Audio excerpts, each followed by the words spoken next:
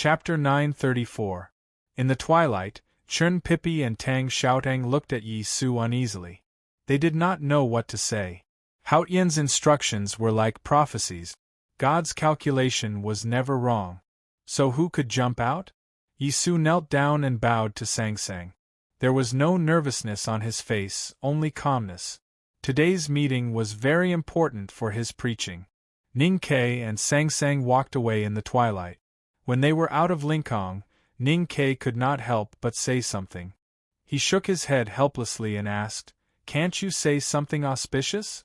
Sang Sang said, "I'm telling the truth." Ning Ke said angrily, "That's why it's not auspicious." Sang Sang ignored him and walked to the north with her hands behind her back. No one knew what would happen to Yi Su in the end. Sang Sang might be omniscient, but she had miscalculated many things and people related to Ning Quebec. Looking back at the city of Linkhong under the setting sun, Ning Ke remained silent. The big black horse galloped out of the mountains, neighing joyfully. Someone preached in Linkhong without the permission of the divine halls of West Hill. At first, it did not alarm the divine halls of West Hill. It was not until they found out who the preacher was and that the preacher had more and more followers that they became serious, especially when they found that the preaching content was almost blasphemous. Behind the curtain of Haotian's divine hall, the hierarch was still tall. But his waving arms and thundering roars showed that he was very angry. Long Qing stood at the stone steps in front of the curtain, looking at the hundreds of divine priests and deacons kneeling in front of him. He looked calm. He knew that the hierarch's anger was not only because Yi Su was preaching in Linkhong, but also because of the Peach Mountain's seemingly peaceful but actually turbulent situation. The hierarch was now in an awkward and dangerous situation. In the name of Haotian, the Divine Hall of Judgment began to carry out a bloody purge within Haotian Taoism. In less than 20 days, people from countless Taoist temples in various countries were arrested. The Yu prison was now overcrowded, and most of these people were the trusted followers of the hierarch. The woman on the seat of heavenly black jade had already unsheathed her Taoist sword. No one understood why she suddenly attacked the hierarch, but no one would misjudge the situation. The hierarch was the master of the West Hill Divine Palace and had been in charge of the secular world of Haotian Taoism for decades. Naturally, he had a strong foundation. In the face of the attack from the Divine Hall of Judgment, he should have made a stronger counterattack, or even directly suppressed them. However, this time, the hierarch seemed to be helpless. This was because the Abbey Dean had left the Jisho Abbey and came to the Peach Mountain. More importantly, the purge of the Divine Hall of Judgment was the will of Haotian. Hundreds of divine priests and deacons received the order and left. The Divine Hall of Haotian gradually became quiet. As for how these people would break through the blockade of the Sword Garret of South Jin Kingdom and enter Linkhong, that was something they had to consider. If they dared to express their doubts now, they would face the wrath of the hierarch.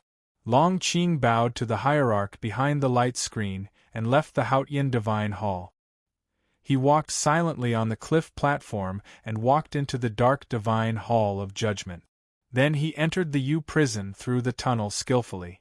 The Divine Hall of Judgment and the Yu prison were heavily guarded, especially when Haotian Taoism was in turmoil. Everyone knew that the great divine priest of judgment was making things difficult for the hierarch. Even people from the Divine Hall of Haotian could not enter.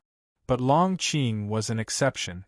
It was not only because he was now the successor of the Jisho Abbey, but also because he had lived in this divine hall for a long time. He used to be the priest of the judicial department and had countless loyal subordinates. Now that Yi Hongyu was carrying out the purge, who would dare to stop him? The Yu prison was still as quiet as before. No sound could be heard from the cells on both sides of the dry tunnel. The divine priests and Taoists who had been captured and brought back to the Peach Mountain were already dying after being tortured by the judicial department. They could not even cry out in pain. They could only lie on dry straws and wait for death in despair. Although it was quiet, in fact, The Yu prison had not been so lively for a long time. Now, in the belly of Peach Mountain, hundreds of divine priests, Taoists, and deacons who had been escorted back from various countries by the judicial department were imprisoned. The dim light mixed with the smell of blood, making the atmosphere very depressing. Long Qing walked on the quiet mountain path with a calm expression. He did not feel depressed at all. Looking at the swaying light in front of him, and smelling the smell of blood, he felt his heart begin to beat faster because of excitement. He wore an ordinary Taoist robe. There was a hole in his chest under the robe. His heart was beating in the hole. The surface of the Taoist robe rose and fell with it. The light was swaying like the light waves on the South Sea. Long Qing pushed open the gate of a cell and walked to the bed. He looked at the old man covered in blood on the grass and said calmly, "Long time no see, Divine Priest Chu." Chu Fengqi was the chief red-robed great divine priest of the West Hill Divine Palace stationed in the Song Kingdom. He was the most loyal subordinate of the hierarch and had a very high status in Haotian Taoism. In the purge of the remnants of the Divine Hall of Light years ago, he was the most ruthless one. So now he became the most important target of the Divine Hall of Judgment. The Divine Sedan of Judgment went to the Song Kingdom in person. Yi Hongyu directly cut off Chu Fengqi's arms in the Taoist Hall and was dragged back to the Peach Mountain by the cavalrymen of the Divine Hall. He became a dead dog now, but the hierarch could do nothing about it. Chu Fengqi did not know how cruel the torture he had endured these days. But he did not see the hierarch coming to save him. He had long been disheartened and could only wait for the day of death. However, someone came to see him today? Chu Fengqi opened his eyes with difficulty and looked to the side of the bed. He found that it was a young Taoist who came to see him. The Taoist had several very sad scars on his face. He was the chief red-robed great divine priest of the Song Kingdom. How could he not know Long Qing? Prince Long Qing. Chu Fengqi was a little shocked and puzzled. Then he suddenly brightened because he thought of the relationship between Long Qing and Yi Hongyu. He also thought of Long Qing's current status in Haotian Taoism. Now even the hierarch lord chose to abandon him. If there was anyone else who could save him, it would be Long Qing and the Abbey Dean behind him. Chu Fengqi, who was already desperate, suddenly saw hope. He suddenly became spirited and his eyes were full of hope and begging. He hurriedly said, "Chu Fengqi is willing to dedicate his life and soul to the Abbey Dean and the prince. If I can return to the Song Kingdom, the Song Kingdom's Taoist temples and wealth will all be at the prince's disposal." In his opinion, Long Qing must have the intention to save and use him.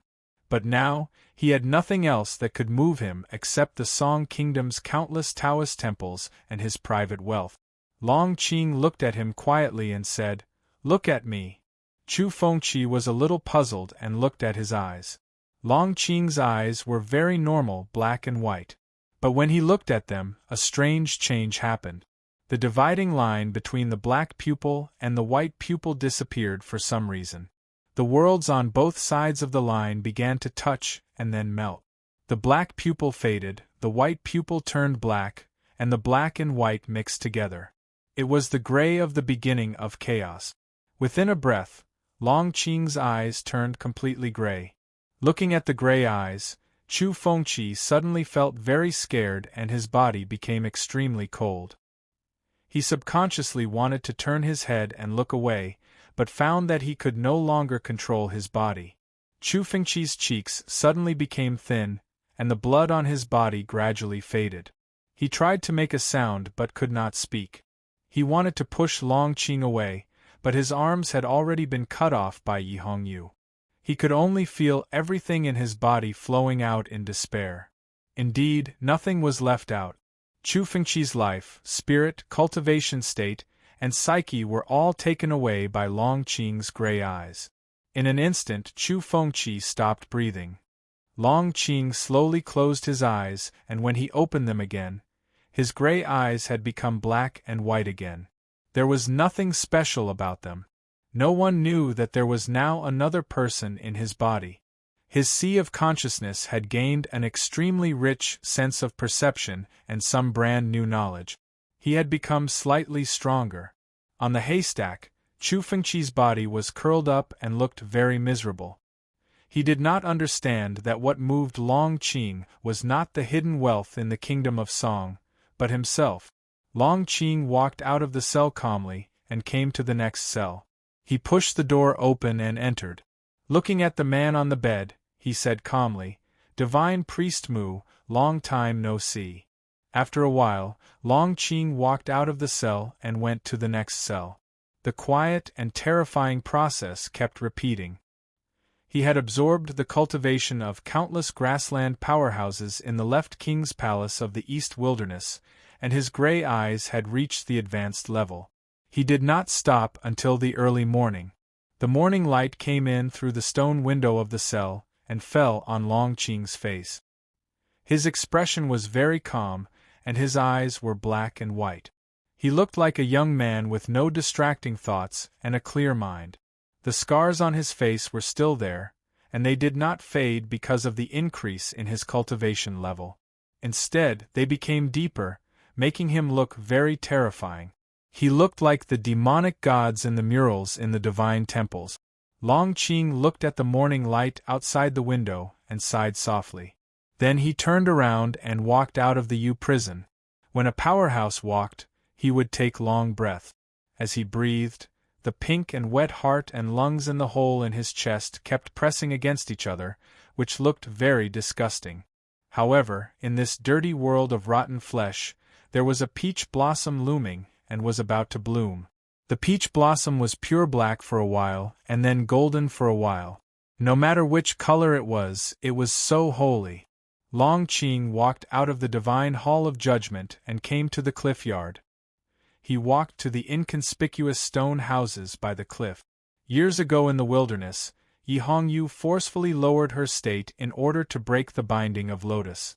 She was almost disabled and was treated coldly and humiliated by the divine halls of West Hill. That was why she chose to live in this stone house. Long Qing went to the stone house not to reminisce about the past, nor to prove how powerful he was to the woman who was not on the Peach Mountain. He went there because it was the Abbey Dean's residence on the Peach Mountain. The Abbey Dean was the real leader of Taoism, especially when the hierarch did not dare to resist and chose to kneel in front of him. He should live in the highest divine hall of Haotian on the Peach Mountain. For some reason, the Abbey Dean did not sit in the divine hall of Haotian. Instead, he lived in the inconspicuous stone house by the cliff.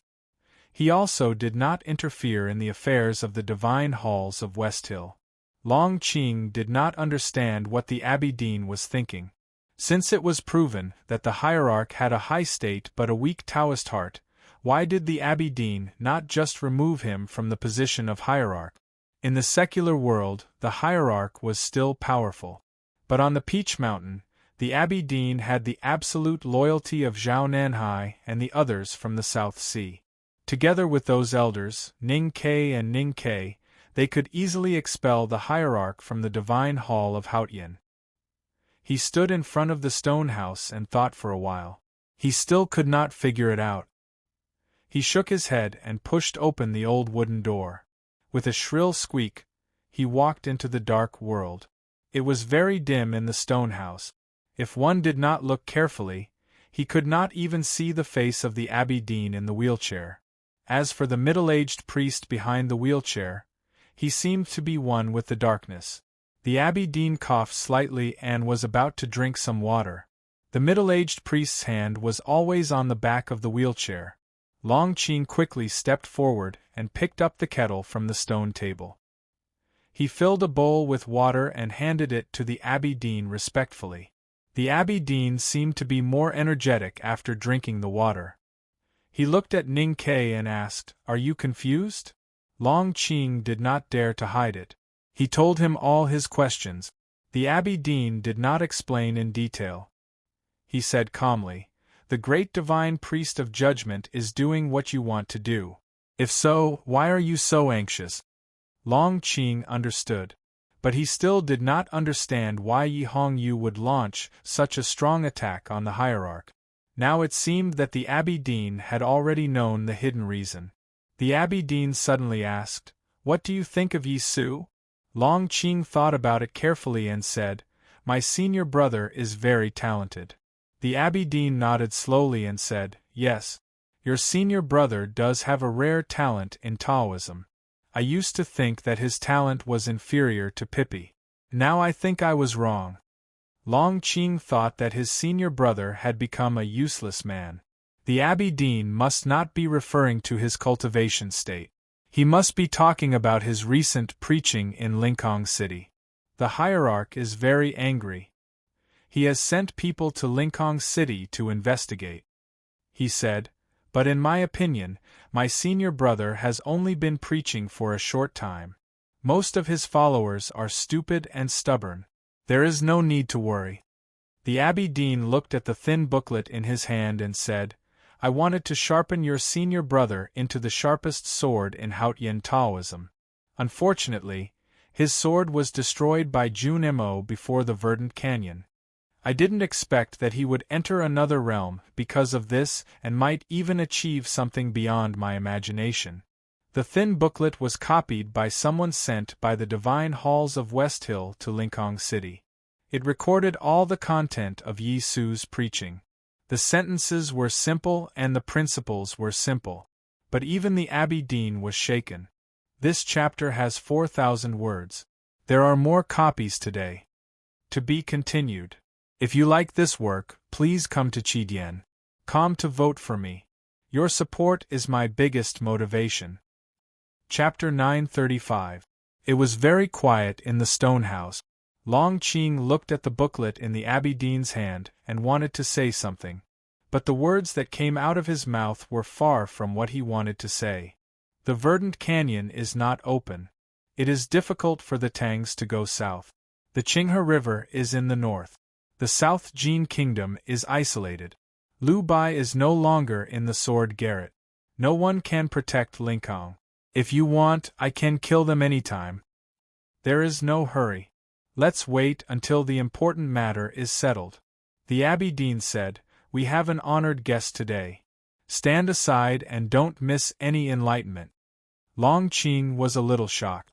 Now that the headmaster of the academy had left the human world, Liu Bai was dead, and the chief monk of scripture never left the Xiankong temple. Who else in the world could be called an honored guest by the Abbey Dean? At this moment, someone knocked on the door of the stone house. The sound was very messy and without any rhythm. It seemed that the person had not been a guest for a long time or was drunk.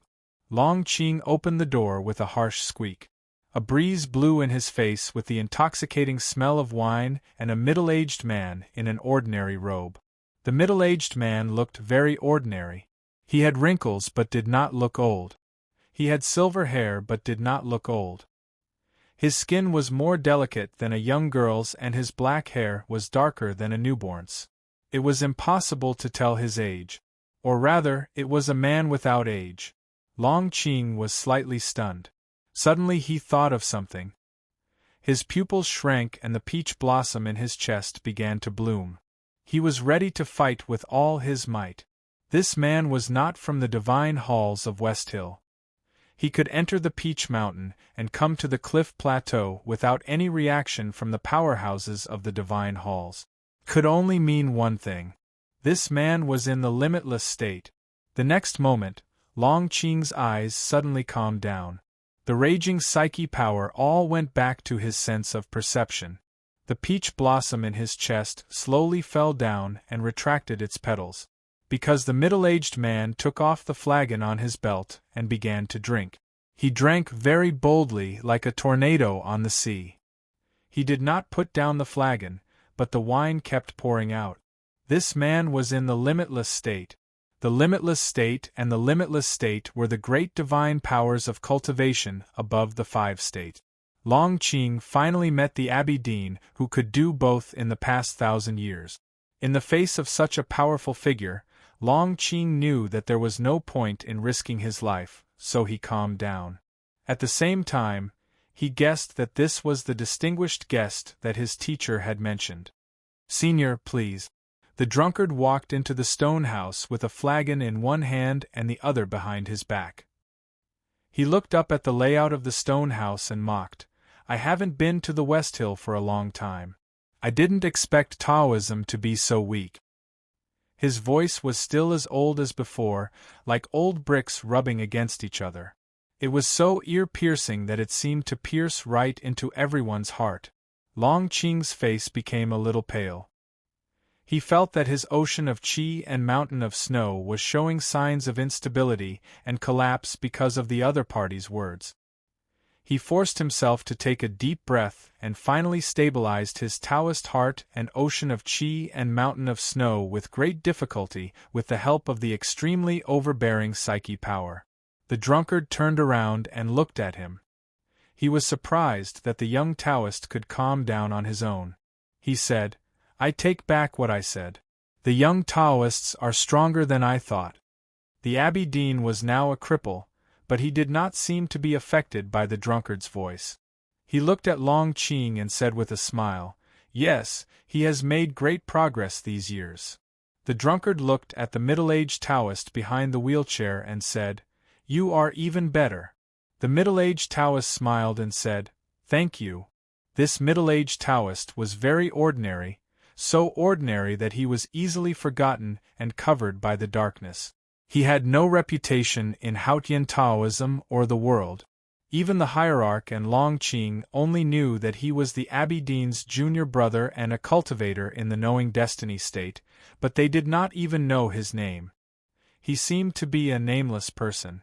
However, in the past decades, the Abbey Dean was forced to the South Sea by the headmaster and did not dare to set foot on land. In fact, he was in charge of all the affairs of the Jisho Abbey and even Taoism. How could a person who could do so many things quietly and peacefully be ordinary? Ordinary people could not tell, but the drunkard was able to tell that he was not ordinary. The middle-aged Taoist did not care about fame, but as a cultivator, he could never be truly peaceful. Therefore, he was very satisfied with the drunkard's evaluation. "Of course, you are the best." The drunkard looked at the Abbey Dean in the wheelchair and said, "I have to admit that if you were in your best condition, even the butcher and I together would not be able to defeat you." The Abbey Dean smiled and said, "It's all in the past." The drunkard changed the topic and said, "So I don't understand. You are already a useless person. Why do you still dare to invite me here? Aren't you afraid that I will kill you?" He had praised Long Qing and the middle-aged Taoist hiding in the darkness, but it was just a compliment. If he wanted to, he could still kill the 3 people in the stone house. "If I am not wrong, Haotian should have gone to the small town to find you too. That is why you appeared outside Chang'an. Taoism has a chance to breathe thanks to you." The Abbey Dean looked at him and said with a smile, "So, why do you want to kill me?" The meaning of this sentence was clear. "Since we are both working for Haotian, why do you want to kill me?" The drunkard stared into his eyes and said, "If you were not a useless person, you might be qualified to be mentioned in the same breath as me. But now you are just a bunch of ants. Haotian will not care if I kill you." The Abbey Dean said calmly, "If the divine kingdom cannot be reopened, you will also be an ant." The drunkard's expression changed slightly. He did not expect this half-useless person to know such a secret. He said coldly, "You ants can't do anything about the heavenly dome."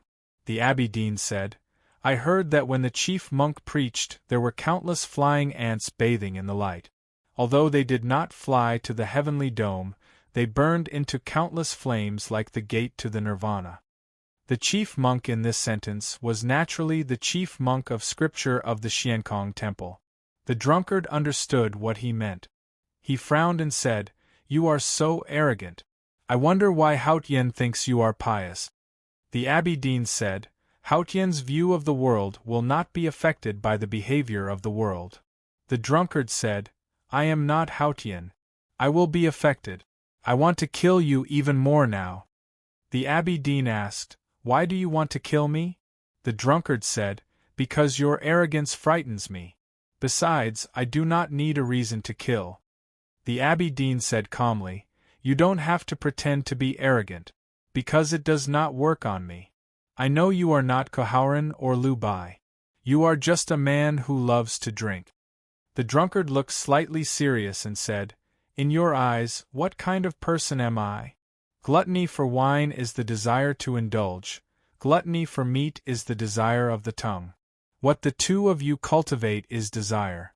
Human desire is so strong, so indestructible, that you can endure the endless night. But it is also because you cultivate desire that you are so cowardly. The desire to live is too strong, so naturally you are afraid of death. The Abbey Dean looked at him and said with a smile, You said you have not been to the West Hill for a long time. I know it is a lie. Because you have never stepped into the West Hill Divine Kingdom. Because you dare not. You are afraid of being seen by Haotian. The drunkard's expression became serious. The Abbey Dean continued, According to the doctrine of Haotian Taoism, human's desire is the original sin. You and the butcher are even more sinful. But since Haotian has agreed to cleanse you of your sins, I think you should not be as timid as you have been for countless years. The drunkard said coldly, But what you are going to do is against her will. The Abbey Dean shook his head and said, You are wrong. The drunkard asked, What is wrong? Let's talk about desire. Together with the cause and effect mentioned by Buddhism, we can see the truth of most things. We can see what everyone wants. What Xiong Chumo wants is glory and fame in the secular world. For that, he doesn't care about anything else. What he wants is power.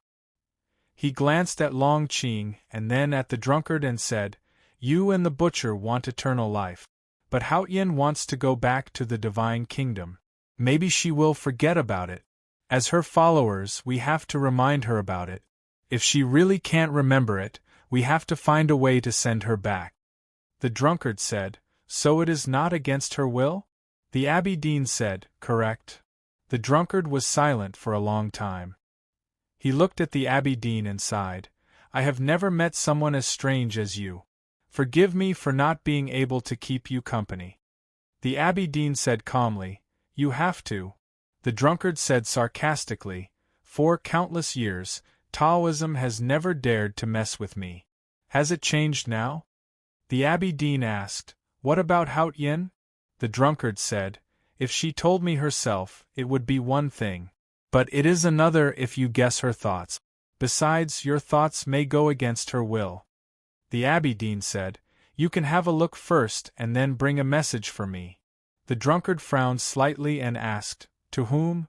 The Abbey Dean said slowly, The journey to the west is long. I can't move around now. I have to trouble you. The drunkard finally confirmed his thoughts. He said with a changed expression, You are too bold. There is no hope. Even though she is much weaker now, she is still Haotian. How many people have gone against heaven's will in the past? Even the headmaster of the academy was defeated by her, not to mention you and me. You are wrong. This is not going against heaven's will. It is, the Abbey Dean said calmly, enforcing justice on behalf of heaven. Preaching to heaven. If heaven does not speak, what should we do? If heaven does not agree, what should we do? If heaven does not agree, what should we do? Float on the sea? These were not the Abbey Dean's choices. His choice was very firm.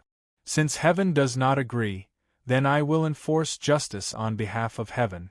As long as I follow the heaven's way, then heaven cannot say I am wrong. There is more today. To be continued. If you like this work, please come to Qidien.com to vote for me. Your support is my biggest motivation. Chapter 936. The drunkard looked at the Abbey Dean as if he was an idiot and said in a trembling voice, You are crazy. The Abbey Dean smiled and said, No, I have never been so sober. The drunkard frowned and said, If she can't go back to Haotian's divine kingdom, and you choose to uphold justice for her, what will happen to the world? The door of the stone house was not closed. The Abbey Dean looked at the clear sky outside the cliff plateau and said, "The world will still be the same, because everyone including you seems to have forgotten one thing." The drunkard asked seriously, "What is it?" The Abbey Dean raised his right hand and pointed at the sky. "Hautian is in the human world, but Hautian is also in the sky." The drunkard understood and kept silent. "I know you will eventually agree." The Abbey Dean looked at him and said calmly, "If she stays in the human world, how can you achieve immortality?" The drunkard asked confusedly, "You said that everything in the world depends on what everyone wants. I want immortality. What about you? What exactly do you want?" "I want immortality," the Abbey Dean said. The drunkard savored the two words and felt the infinite desire. The Abbey Dean said again, "Immortality is the only way to achieve immortality. Any change will eventually lead to the end." This was the fundamental conflict between the Academy and Taoism. The drunkard knew it very well. He frowned and said, "Even if it is a pool of stagnant water?" The Abbey Dean said, "You and I live here. Countless ancestors and descendants will live here. There are green trees and blooming peach blossoms. Who can say it is a pool of stagnant water?" The drunkard said, "I don't think this will convince the headmaster." The Abbey Dean said, "Even if it is a pool of stagnant water, it is still eternal." The drunkard said, "I want immortality because I want to live. Is immortality really so important?" The Abbey Dean said after a long silence, "I have been thinking about this since I realized Taoism. I found that I can't accept a world without immortality." It was quiet in the stone house. Only his voice kept echoing, as if he was trying to wake up every bird in the Peach Mountain and every flower in the Divine Hall.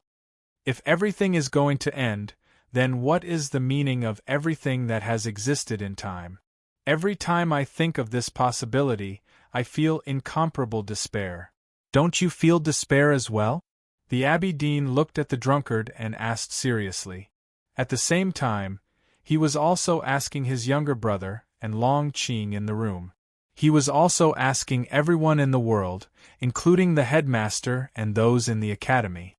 The drunkard felt a little bitter.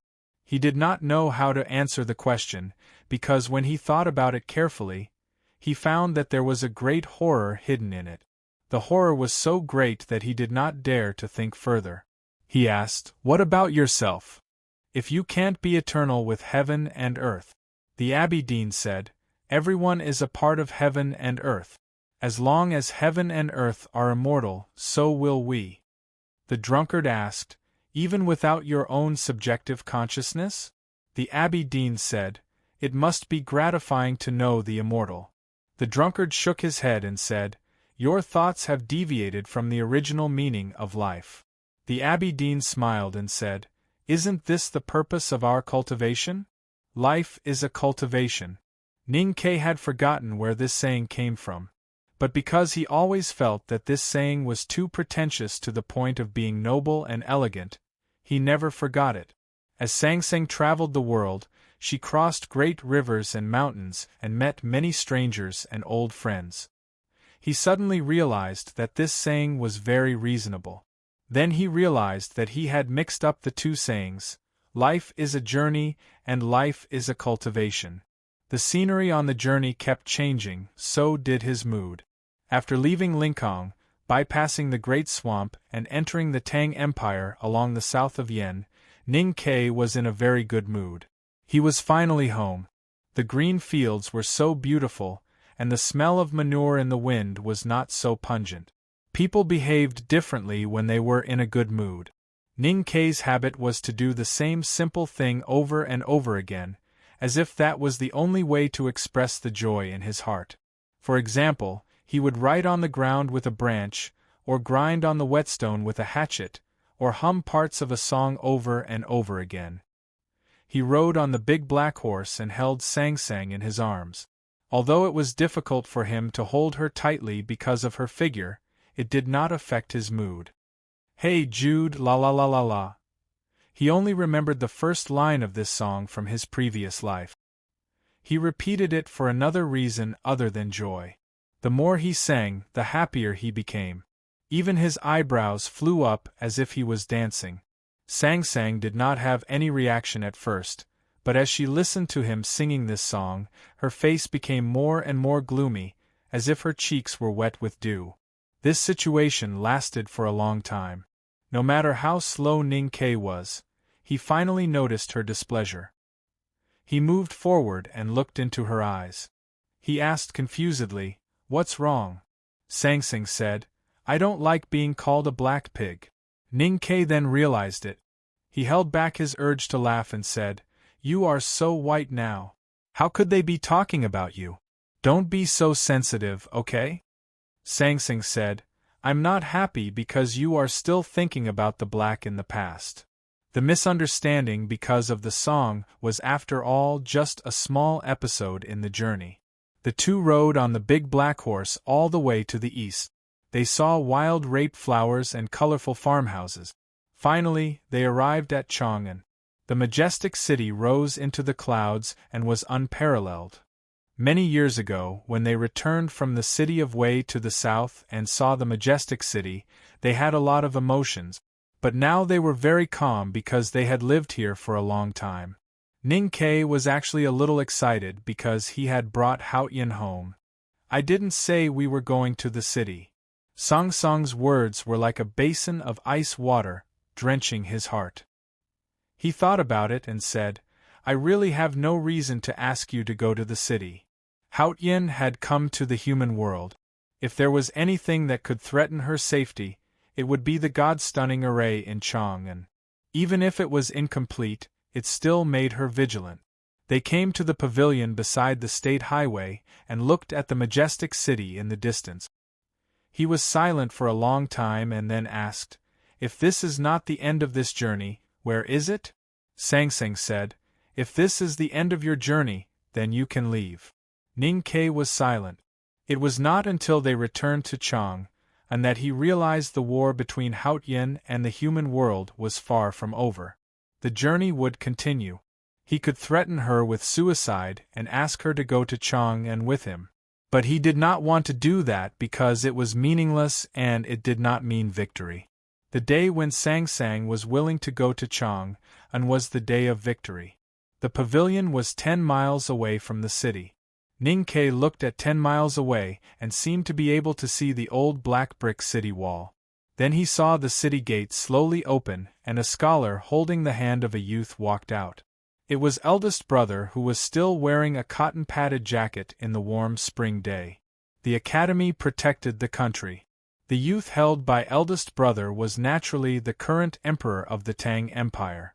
The young emperor was handsome and his eyes were very straight. But at this moment, he was a little confused. "Teacher, why did we leave the palace and come here?" Eldest brother said gently, "I brought you to see two people." The young emperor looked into the distance on the state highway and did not see anyone. He knew that Chang'an had been under martial law since 10 days ago. Since last night, the city gate had been closed and no one was allowed to enter or leave. "Teacher, who are we going to see? Does it have anything to do with the tense atmosphere in the palace? Are they the enemies? Enemies of Haotian Taoism or the national master of the Golden Palace?" The eldest senior brother smiled and said, "They are two very interesting people. The woman is learning how to become a human, or learning how to refuse to become a human, while the man is doing something more difficult. He wants to make her like being a human and teach her how to become one." Thinking of the rumors in the palace, the young emperor vaguely understood and became nervous. He subconsciously clenched his teacher's hand and said, "Youngest uncle is back?" Eldest brother said, "Yes, your youngest uncle is back. Your father and mother have entrusted Chang'an and the country to him, and he has never disappointed anyone. He has temporarily put his life and the things that he cherishes more than his life behind him, and is working hard." The young emperor withdrew his hand and solemnly bowed to the distance. Eldest brother looked at the pavilion and thought, "Youngest brother, I brought His Majesty here for you to see. Chang'an is just like yesterday. Don't worry about him. Just do your best and don't force yourself." He held the young emperor's hand and walked back into the city. The city gate was not closed. Dozens of green-skinned men in cyan clothes and pants pulled a black carriage out of the gate with very strong rope. It seemed to be very difficult. After a long time, the black carriage was dragged to the pavilion. Mr. Chi and dozens of brothers of the Fish Dragon gang knelt down and kowtowed to Sang Sang. Then they looked at Ning Ke with a smile and turned to Chang'an. Xing Jing, the Grand Secretary, and his wife were also among the crowd. Mrs. Zheng walked to the pavilion and looked at Sang Sang's back. She had mixed feelings and could not connect this tall woman with her daughter. Ning Ke said to Sang Sang, "You have to return some of the worldly karma." Sang Sang turned to Mrs. Zheng and said expressionlessly, "I grant you immortality."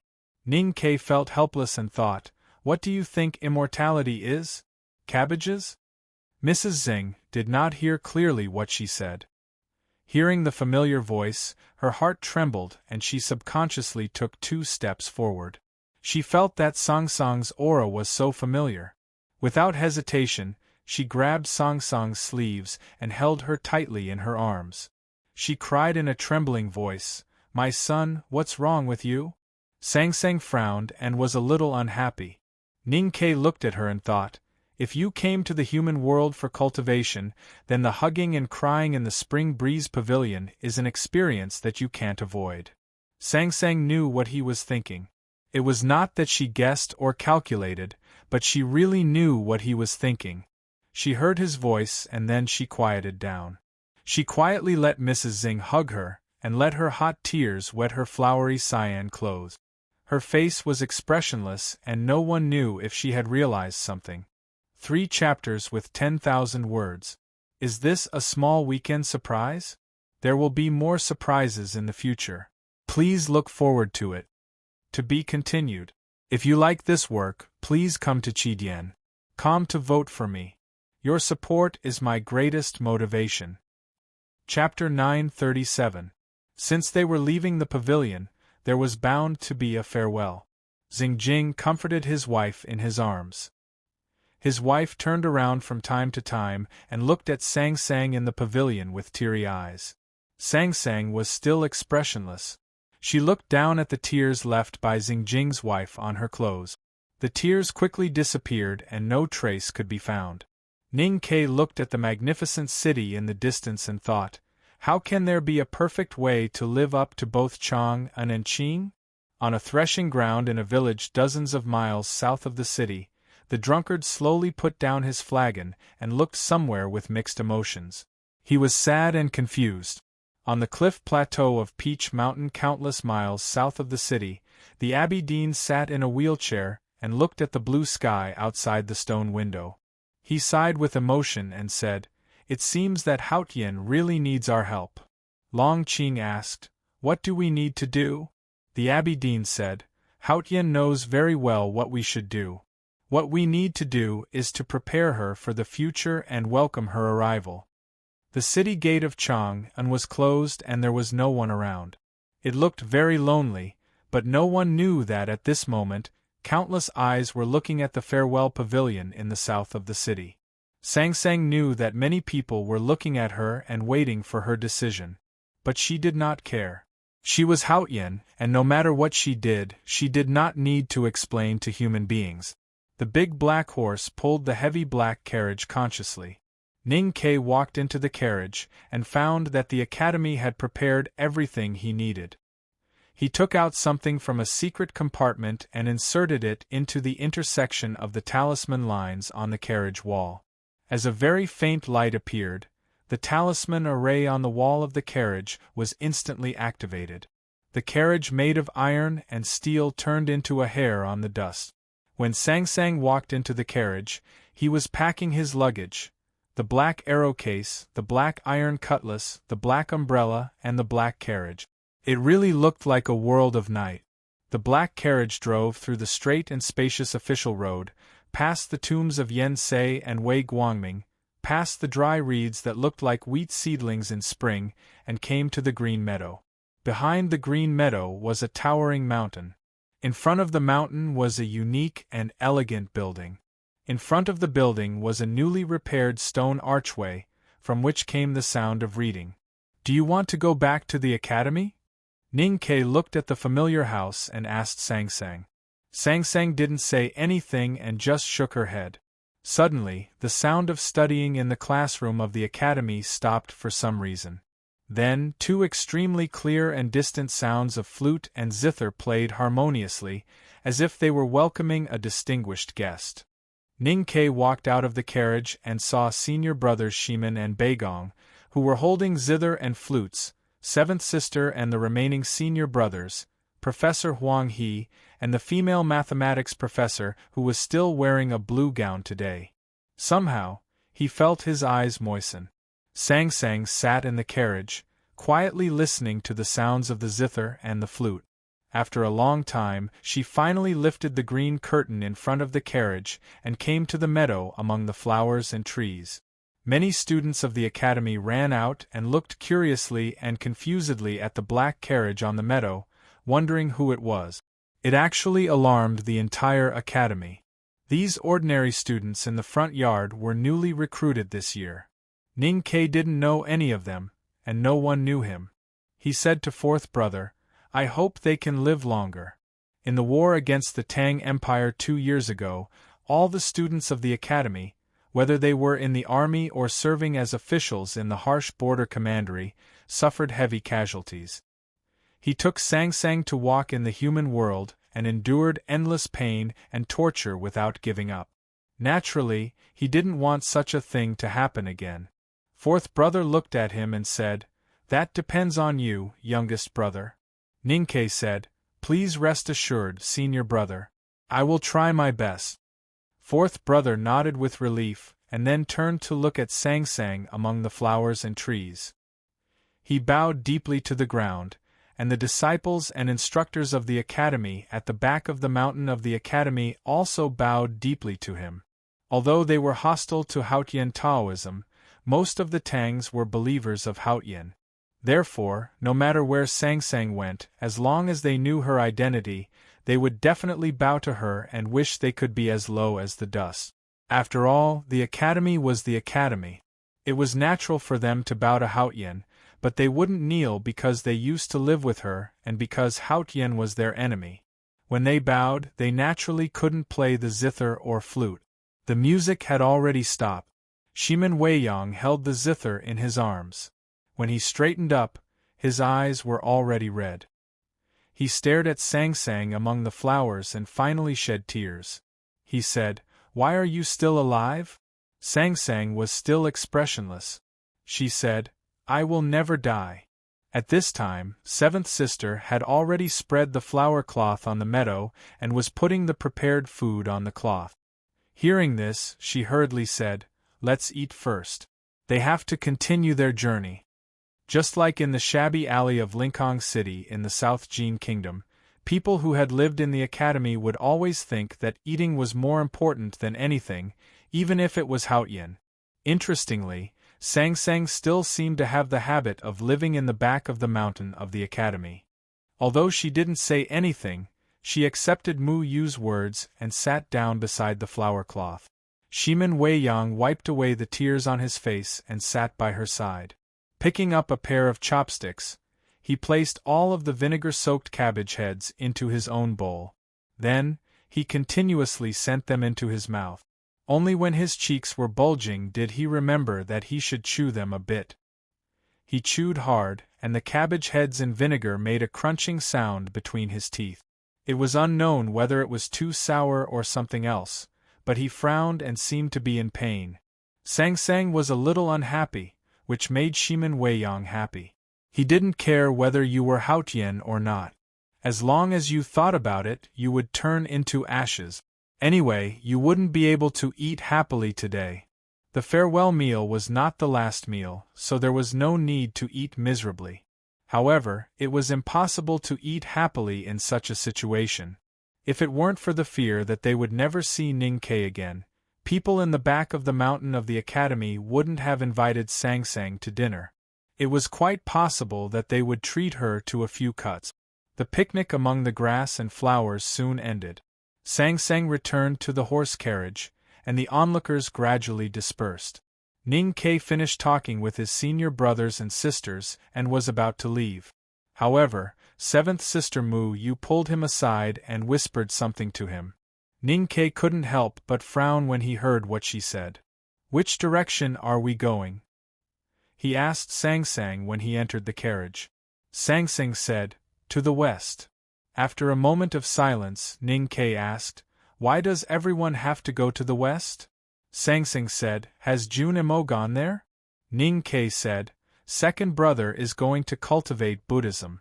Why are you going to Xiankong Temple?" Sang Sang didn't explain. Ning Ke thought of the lament he felt when he looked at Chang'an City from afar. He vaguely felt that everything was destined. How could there be a perfect law in the world? Could it be Buddhism? The iron wheel rolled on the stone path among the meadows silently. The black horse carriage went to the west, as if it wanted to go back in time. Just as Ning Ke and Sang Sang set off, someone had already arrived in the west. In the extreme west of the wilderness, there was a boundless cliff. The cliff led to the bottom of the earth. It was extremely steep, spanning many miles. In the middle of the cliff was an extremely deep sinkhole, and at the bottom of the sinkhole was an extremely vast field. In the middle of the field was an extremely majestic mountain. If this mountain was on the ground, it might be higher than Tianqi Peak. However, because it was located in the sinkhole, one could only see the verdant peak from the ground. There were countless ancient trees on the giant peak, giving it a dense green. Hidden among the trees were countless yellow temples and Buddhist halls.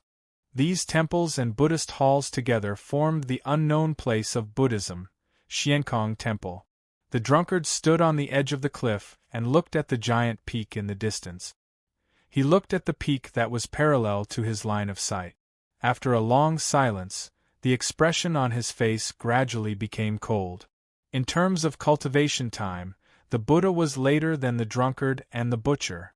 However, in terms of the foundation he established in the human world and the state he reached, the Buddha was far better than the drunkard.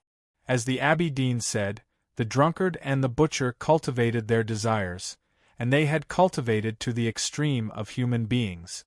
But the Buddha cultivated himself, and when he reached nirvana, he had already surpassed human beings. When the Buddha was still preaching, the drunkard had never been to Xiankong Temple. After the Buddha reached nirvana, he had visited twice, but he had never entered, just like he had never entered the divine halls of West Hill. He had always felt a little uneasy. Looking at the yellow temples and halls among the peaks, the uneasiness in his heart became heavier and heavier. He vaguely felt that the Abbé Dean's thought had revealed an unimaginable truth.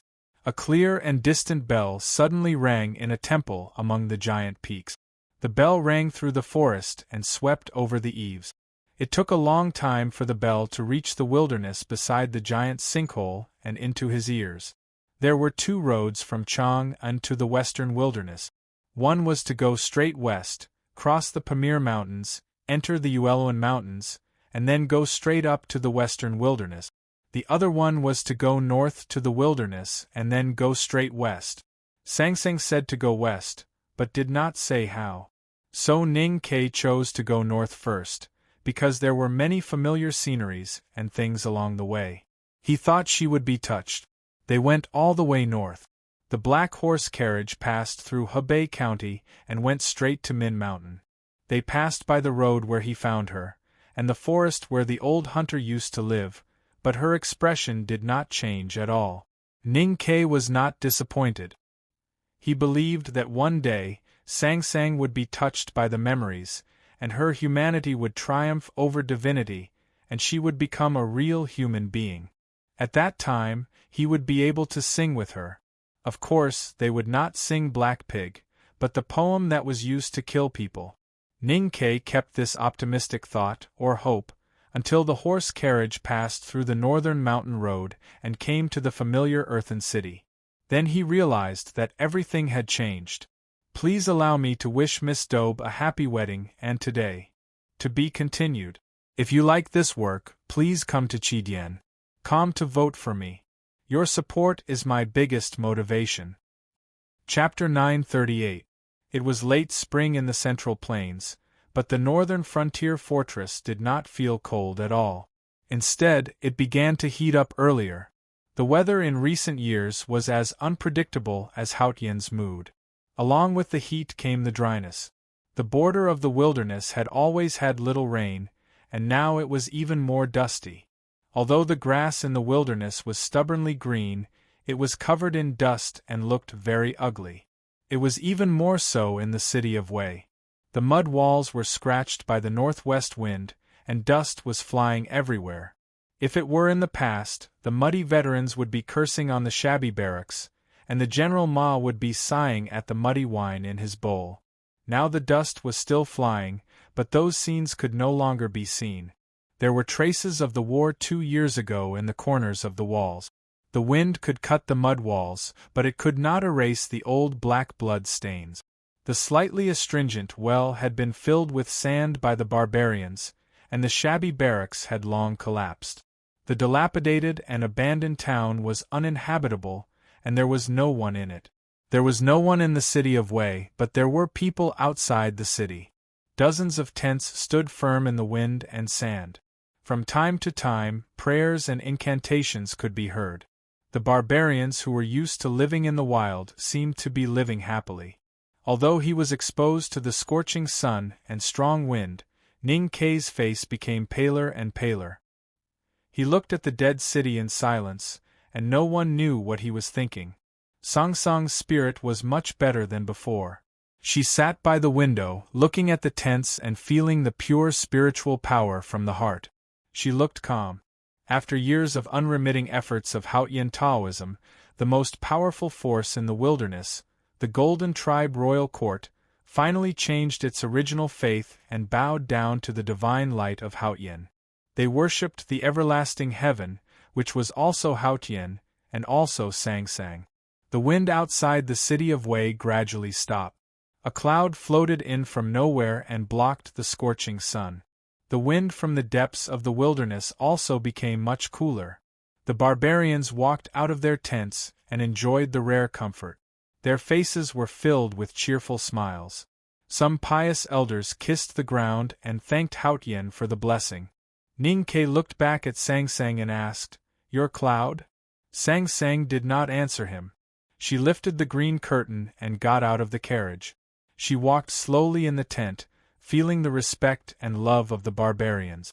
Her eyebrows gradually relaxed, and the flowers on her green dress gradually bloomed. After leaving the West Hill Divine Palace, she had been to the Great River and the Lank Temple, as well as the South Jin Kingdom and the Tang Empire.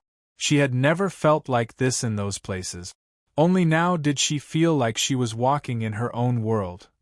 The sun gradually set in the west, and the temperature became more and more pleasant. More and more barbarians came out of their tent.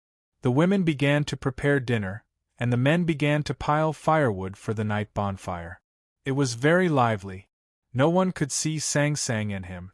The barbarians around the tent suddenly cheered. Ning Kei turned around and saw a black herd of horses coming from the south of the city of Wei, driven by dozens of cavalrymen of the Golden Tribe. Looking at this scene, the emotions on his face became somewhat complicated. Those horses were not wild horses, but the handsome war horses that the Tang Empire raised in the Xiangwan Plain. In the peace treaty signed by him, the Xiangwan Plain and the 7 stockade villages were all ceded to the Golden Tribe Royal Court. The Tang Empire had fewer war horses, and it was difficult to replenish them. According to the plan of the West Hill Divine Palace, the Tang army would run out of war horses in another 3 years. Even if the war started again, the Tang Empire would definitely lose. In other words, from the day the Tang Empire ceded the Xiangwan Plain, there was no way for the Tang Empire to make a comeback. There were 1,000 horses outside the city of Wei, which was the last batch of trophies harvested by the royal court. Naturally, the barbarians were in high spirit. The bonfire in the tents was suddenly enlarged, and the number of slaughtered sheep doubled. Some nobles even ordered their slaves to carry out countless jars of wine, which led to an even louder cheer. As the night approached, the bonfire was lit. All the barbarians came out of their tents and began to eat and drink around the bonfire.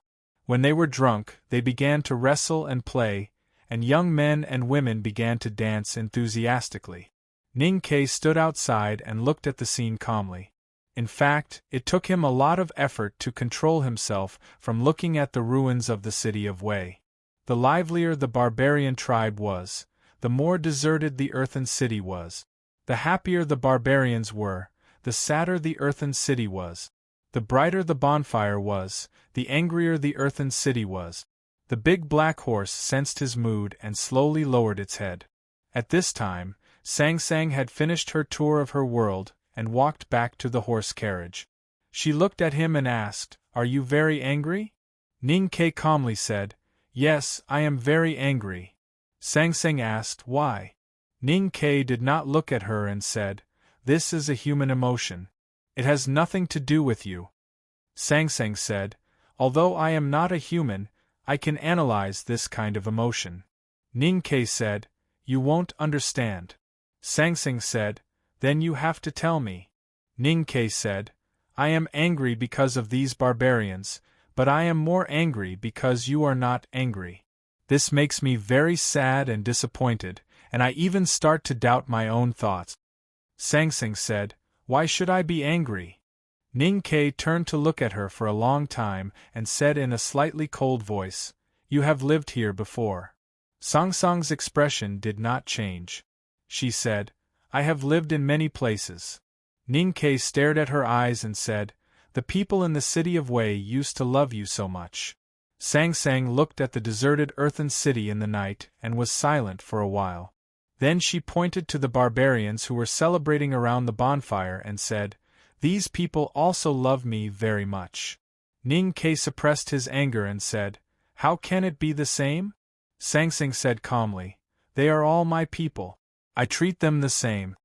Ning-Ke could no longer control his emotions and shouted angrily, "If you have not become an idiot, then you should be very clear that these people in the city of Wei died because of you." Sang Sang's expression still did not change, and the emotion in her voice was still so calm, or it could be said that there was no emotion at all. She said coldly, "Except this time? For countless years, human beings have long been used to killing each other in my name. Do I have to be responsible for every time?" Ning-Ke looked at her eyes and said, "You also know, except this time." After saying this, he did not continue. He silently walked to the horse carriage and waved the horsewhip in the air. The whip was loud and clear, dispersing the cool night wind and the light from the bonfire. The horse carriage just drove past the tents and stopped again. Tonight, the moon was curved like a hook and was not bright. The night sky was dotted with stars. The starlight sprinkled on the wilderness, slightly illuminating the dark wilderness and a huge stone pile. There were dozens of wooden shelves in the stone pile. On the shelves were rotten corpses that had been dried by the wind. From the tattered clothes, it could be recognized that these dead people were all Tang soldiers. Ning-Ke did not know whether this was the Golden Tribe royal court showing off after the war, or the extremely cruel torture of the scouts sent by the Tang army to the wilderness last year after being caught. His face was very calm, as if there was frost on it. With a clang, he unsheathed the iron cutlass and chopped at the stone pile from a distance of dozens of feet. The iron cutlass cut the wind silently, but one could faintly hear the fierce cry of a vermilion bird. With a bang, the stone pile was broken into two pieces. A raging flame shot out from the edge of the cutlass and fell on the stone pile. In an instant, the wooden shelves and the corpses of the Tang soldiers on the shelves were all burned into the cleanest ashes. Ning-Ke put the cutlass back into the sheath. The horse carriage continued to move forward. He did not sit in the carriage, but sat on the shaft, listening to the friction between the wheels and the weeds. He looked at the night in silence. After a long time, Sang Sang's voice sounded in the carriage. "I thought you would kill all the humans outside the city of Wei, or slowly roast them to death." Ning Ke did not look back and asked emotionlessly, "Will you stop me?" Sang Sing said, "I don't know." Ning Ke said sarcastically, "Is there something that Haotian doesn't know?" Sang Sing said, "Because there are some things that I suddenly don't want to calculate." Ning Ke gradually calmed down and even smiled as he thought of those valiant grassland men and those beautiful girls whose cheeks were roasted by the bonfire. "I said it in the imperial palace of Chang'an, in Qinghe Prefecture, and in many other places. These people will all die. None of them will be left. So I am not in a hurry." The carnival around the bonfire, the dancing young men and women, the pious old men, and the ignorant teenagers who could already ride horses.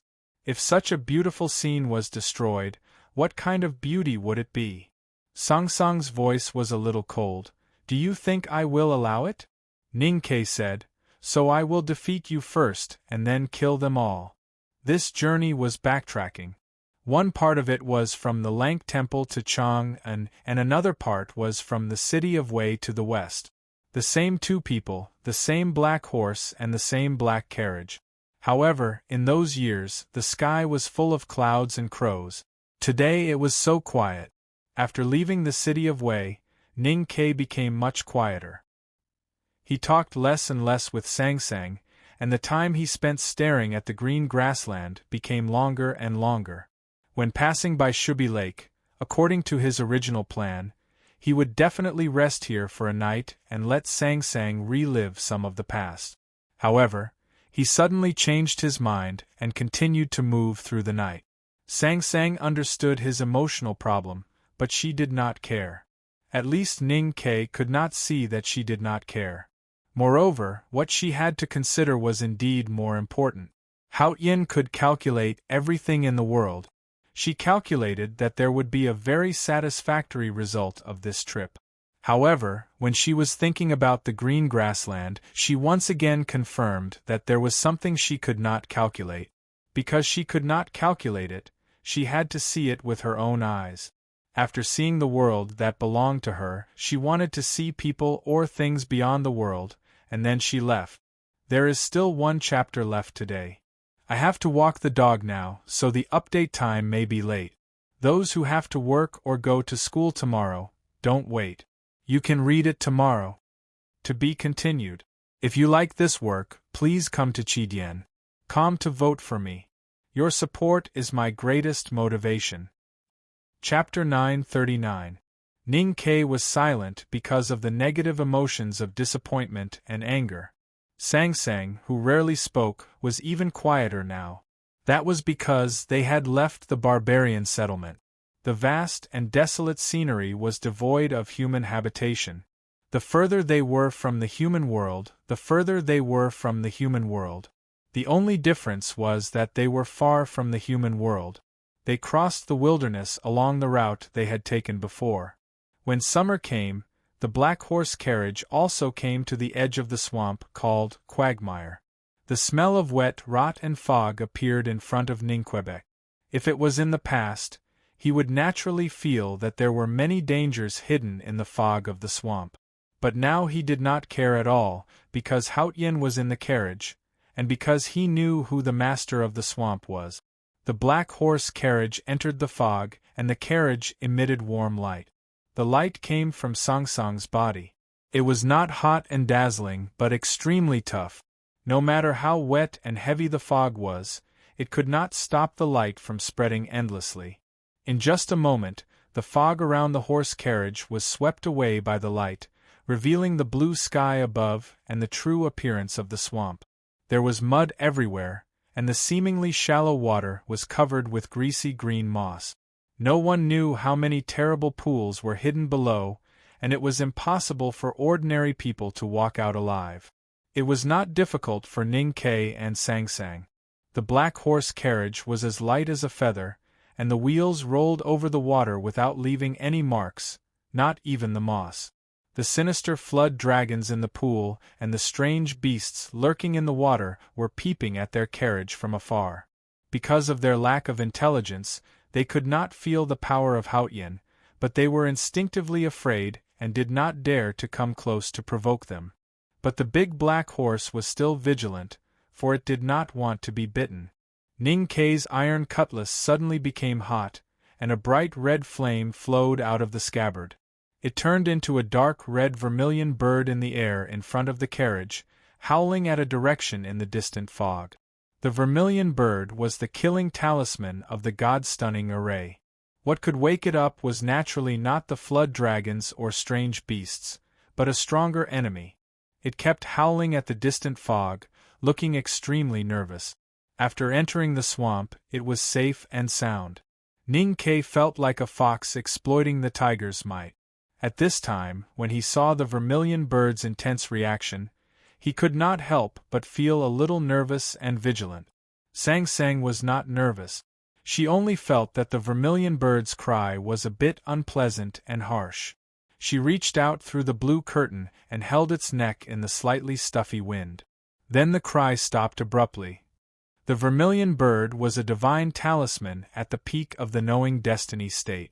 Especially after it broke through its fear in the Battle of Chong, and attacked the Abbey Dean, it became even more proud and confident. It would never be willing to bear such pressure. However, it did not dare to struggle in her hand. Its two eyes rolled around, looking very pitiful. The sound of hoofbeats could be faintly heard from the fog in the distance. After a very short period of time, the sound of hoofbeats quickly became clearer. It was as violent as rain, and the entire swamp began to shake uneasily. Ning Kei had been vigilantly looking in that direction. When he heard the violent hoofbeats, he suddenly relaxed, because he already knew who it was. Without the cover of the fog, everything in the swamp could be seen very clearly. When the fog in the distance was dispersed by the black shadow, what followed the dense sound of hoofbeats was an endless herd of wild horses. At the front of the herd, there were 8 rare horses pulling an extremely old carriage. The 8 horses were pulling an extremely shabby carriage, and in the old carriage sat a dark-skinned lazy donkey with snow-white lips. Gaga was here. With its lazy temperament, its king's carriage should be at the back of the herd of wild horses, and it should be lying on its back with its 4 hooves facing the sky. And with its gluttonous habit of the academy, it should be chewing the yellow fruits beside it, and not caring about what was happening between heaven and earth. But today Gaga was very different. It did not even look at the basket of fruits on the shabby carriage. Its front hooves had already broken the dead wood in front of the carriage. Its eyes were red, and it was full of murderous intent as it rushed over with the herd of wild horses. Sang Sang lifted the curtain of the carriage, and stood in front of the carriage expressionlessly. Looking at the horrifying herd of wild horses, her flowery indigo dress swayed in the wind, and she reached out to catch a gust of wind from the sky. Then she waved her hand, and the clouds in the blue sky were not disturbed. The wind raged in the swamp, and the stagnant water in the pond splashed around like a rainstorm, and countless mosses flew all over the sky. When the herd of wild horses suddenly encountered the power of heaven and earth, no matter how obedient they could not help but be in a mess. And the 8 horses at the front were directly blown into the mud by the gust of wind, and they were covered with mud. The shabby carriage fell on the ground and broke into countless pieces. The basket of yellow fruits was shaken into a mixture of juice and flock, and the black donkey was shaken into the sky. Gaga! Gaga! An angry and manic cry came from the sky to the earth. The black shadow quickly became smaller, and the furious black donkey fell from the sky, breaking through the air and stepping on Sang Sang's head. Sang Sang looked up at the sky, and then she reached out her right hand again. She felt that the vermilion bird's cry was too unpleasant, so she reached out and grabbed its neck to stop the cry. She also felt that the donkey's cry was unpleasant, so she prepared to do what she did before. The black donkey had lived like a prince in the swamp wilderness for many years, so it was naturally a little round. Its neck was very strong and thick. Logically speaking, it should not have been able to be caught with one hand. Moreover, it was coming down from a high altitude, and its terrifying front hooves were ready to strike. How could she catch its neck first? To Sang Sang there were not so many whys and explanations. She could do what she wanted to do. She could pluck a white cloud from the sky, catch a gust of wind, and then she could definitely catch a black donkey. She grabbed the black donkey's neck and lifted it in the air in front of her. No matter how angry the donkey was, it could not make a sound. It could only stare at her and kept kicking its 4 hooves, looking a little funny. You can't beat her. Forget it. Ning-Ke looked at the black donkey and tried to persuade it. He knew why the Gaga was so angry. As the youngest uncle, how could the black donkey have any good impression of Haotian? The black donkey had followed Cuhuaran around the world and developed a lonely, irascible and arrogant temper. It was not comparable to Ning-Ke's shameless big black horse. Naturally, it refused to listen to him and kept kicking its hooves. It thought to itself that it would leave a hoof mark on the face of this little b*tch today, even if it had to risk its life. It did not know what a little b*tch meant, only that it was a dirty word. No matter how arrogant it was, it could only give up in the face of absolute strength. As the king of the swamp, the Gaga was still helpless in front of Haotian. Although it had inherited the pride of the youngest uncle, it did not forget the basic style of the academy. If it could not win, then it would not fight for the time being. It would wait until it could win. Countless wild horses occupied the surface of the swamp. They had never seen the sun and the blue sky in the swamp, so they all looked up curiously and motionlessly, which was particularly interesting. Only the black donkey knew that the wild horses did not dare to see its pitiful appearance, so it was somewhat satisfied. When Ning-Ke fed it the powdery juice in the basket, it was even more satisfied. It thought that it had not realized that there was such a wonderful way to eat the fruit today. It had really wasted its life in the past few years. Ning-Ke barely repaired the broken carriage, and then walked to the front of the donkey. He took out the ointment from his arms and smeared it on the bald fur. After that, he whispered a few words to the Gaga, who nodded indifferently. Then a happy smile appeared on his face. When he returned to the carriage, he met Song Song's eyes. From her clear and bright eyes, he knew that she had seen through his plan. But he did not care, because she would definitely know. Those arrangements were originally for the future, and everything must be based on the premise that he could defeat her.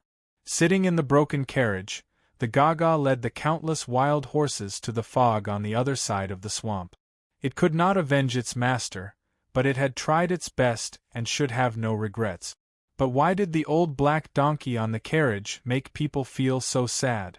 Looking at the dust left by the wild horses and the touching donkey in the dust, Ning-Ke was silent for a long time.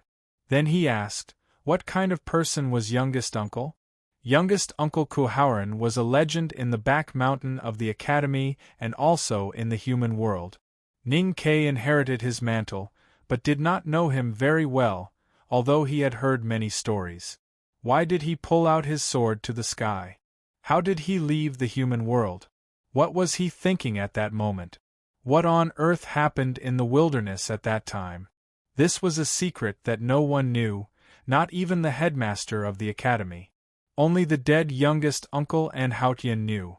But now Haotian was beside him, so Ning-Ke wanted to know. After a moment of silence, Sang-Sang said, "He was a madman." Cuhuaran was called Madman Ku by the world, and even Haotian thought that he was a madman. If one thought about it carefully, he would probably understand that this was the greatest glory and pride of a human being. After leaving the swamp, they entered the west wilderness. Ning-Ke and Sang-Sang went all the way to the west. They did not hurry, so when the black carriage reached the depths of the west wilderness, it was already autumn. Autumn in the wilderness was not as clear as that in the central plains. It had a kind of bleak beauty, but it was cold and chilling. Soon after the morning wind stopped, it began to snow. There were some undulating hills in the wilderness. Beside one of the hills, there was a withered tree that had died a long time ago. The branches wrapped in snow and frost looked like jade carvings carved by skilled craftsmen. They trembled in the wind and snow, as if they were nodding slowly to express their gratitude to their old friends who came to visit. Ning-Ke and Sang-Sang got out of the carriage and came to the dead tree. The branches suddenly trembled more violently, and the snow and frost on them fell off. Then, the ground in front of the tree, which had been frozen solid by the low temperature, cracked, revealing a hole. He lowered his head to pick up the things in the hole, and then walked back to the carriage. Sang-Sang also walked back. The cracked ground in front of the withered tree suddenly closed, and the snow and frost covered the branches again. Everything returned to its original state. Today's 3 chapters count as Monday's consolation. Everyone knows that I haven't asked for votes for dozens of days, and I also said that I don't want vote. But today I was taught a lesson by the deputy editor. I forgot the relationship between recommendation votes and the number of essence votes, and I'm really sorry that it affected their hard work. Please give me more recommendation vote. Jiang Yi really needs it now. Thank you. See you tomorrow. To be continued. If you like this work, please come to Qidian.com to give me recommendation votes and monthly vote. Your support is my biggest motivation. Chapter 940. The Black Horse Carriage continued to the west. In the carriage, Ning-Ke carefully straightened the black cloth and then looked at the chessboard and asked, "Why did you come here?" Sang-Sang said, "I want to confirm something." The chessboard was made of some unknown material. It looked like iron and was cold and hard. But when Ning-Ke knocked on it with his fingers, it made no sound. The chessboard that Buddha left to the human world was naturally extraordinary. Ning-Ke looked at the chessboard and asked after a moment of silence, "What is it? Does it have something to do with Buddha?" Sang-Sang said, "Yes, I want to know whether he is dead or alive." Ning-Ke was shocked and speechless. He had thought that Sang-Sang wanted to find a way to return to the Divine Kingdom through the esoteric Buddhism in Xiankong Temple, and even guessed that she might want to destroy Xiankong Temple. But he never thought that she wanted to confirm whether Buddha was dead or alive. Did it mean that Buddha was still alive? I don't understand. Didn't Buddha attain nirvana a long time ago? When we were in Lank Temple, I told you that he was dead, but still alive. Ning-Ke remembered that day on the top of Tile Mountain, when she looked at the stone statue of Buddha that was no longer there in the spring rain. She suddenly felt something and said that Buddha was the cat with the surname Shui. At that time, he felt very strange and did not think deeply about it. But he did not expect that she really thought that Buddha might still be alive and came to the West Wilderness for this reason. Ning-Ke was very confused.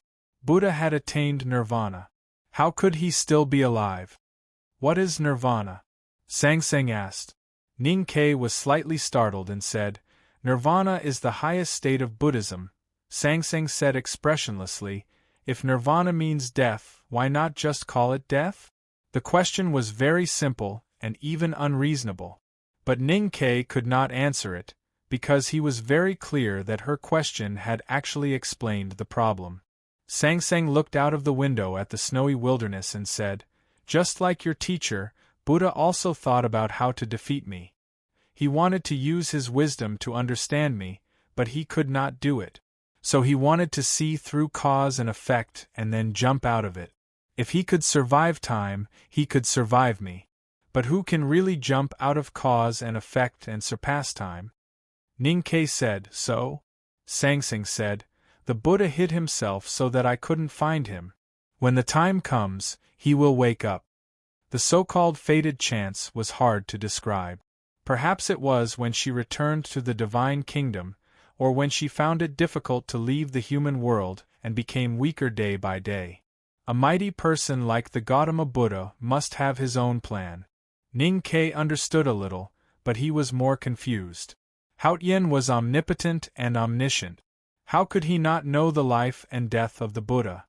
Even the headmaster of the academy could not completely avoid Haotian's eyes. It was just that he had merged with the human world, so Haotian could not identify his original body. "I am indeed omniscient," Sang-Sang said. "That's why I don't understand. That's why I want to see. If the Buddha is still alive, I'll kill him. Then I'll know whether he's dead or alive. I don't know if Buddha is dead or alive, so I'll find you. If you're dead, then it's fine. If you're still alive, then I'll kill you. Then, your life and death will be determined. What a domineering declaration. Only she had the right to say such things. Ning Ke suddenly felt that he could only be a family man in front of such a wife. So he consciously picked up the black cloth and began to sew the big black umbrella. Just like that autumn, Ning Ke and Sang Sang came to the western wilderness from the Lank Temple. But they came through the Buddha's chessboard. Now the Buddha's chessboard was in their hands. In the desolate wilderness there was a lonely tree. Its trunk was gray, and its leaves were like futons, green in the light snow. It was the Bodhi tree. There were several traces of depression under the Bodhi tree. The inside was as smooth as a mirror, very clean. There were no leaves, dust, or snowflakes. There was nothing inside. The Buddha was lying on his side under the Bodhi tree, closing his eyes to attain nirvana. These were the last traces he left in the human world. The black horse carriage stopped in front of the Bodhi tree. Ning Ke and Sang Sang got off. There was an old monk under the Bodhi tree. The old monk wore a bamboo hat and held a monk's staff. His body seemed to be tightly connected with the desolate and boundless earth. He was as heavy as a mountain, but actually as smooth as a plain. Even the strong wind could not shake him. The old monk was not the Buddha, but the current Buddha in the human world, the chief preaching monk of the Xiankong Temple. It had been several autumns since they parted in Chaoyang City. The chief monk was one of the most powerful people Ning Ke had ever seen in his life. Below the headmaster of academy were the abbey dean and him. At this moment, seeing the chief monk sitting under the Bodhi tree, Ning Ke could not help but feel nervous. The chief preaching monk did not look at Ning Ke, but at Sang Sang beside him. The emotions in his eyes were very complicated. There was pity, sympathy, and most of all, determination. Sang Sang wanted to go to the Bodhi tree to see the traces left by Buddha's nirvana. The chief monk was sitting under the Bodhi tree. If he didn't give way, how could he see him? Even if eldest brother and second brother joined hands in their heyday, they might not be able to defeat the chief monk of scripture. Ning Ke had never thought that he could cross this mountain range by himself. Yes, the chief preaching monk was an invisible but majestic mountain range on the earth.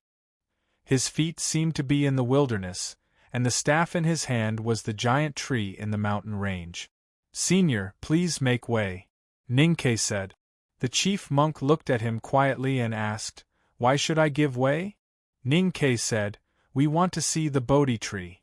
The chief monk sighed and said, "The Bodhi is not a tree." Ning Ke said, "We are not monks. We don't need to be witty." The chief monk said, "Even if the Bodhi is a tree, it is the tree of Xiankong Temple." Sang Sang suddenly said, "Is the name of Xiankong Temple carved on the tree?" This sentence was so unreasonable, like a naughty child talking about a toy. The chief monk of scripture did not expect that Haotian would say such a thing, and he could not help but be stunned. The chief monk of scripture of Xiankong Temple was the top figure in the cultivation world. But in Sang Sang's eyes, he was just a mortal. Even if he was connected with the wilderness, he was just a clumsy stone. Sang Sang walked to the Bodhi tree. Ning Ke became nervous. After Liu Bai entered the Peach Mountain with his sword, this was the dialogue between Haotian and the most powerful human being. The chief monk slowly closed his eyes and did not look at her who was walking under the tree. He sat under the tree, which was a mountain range.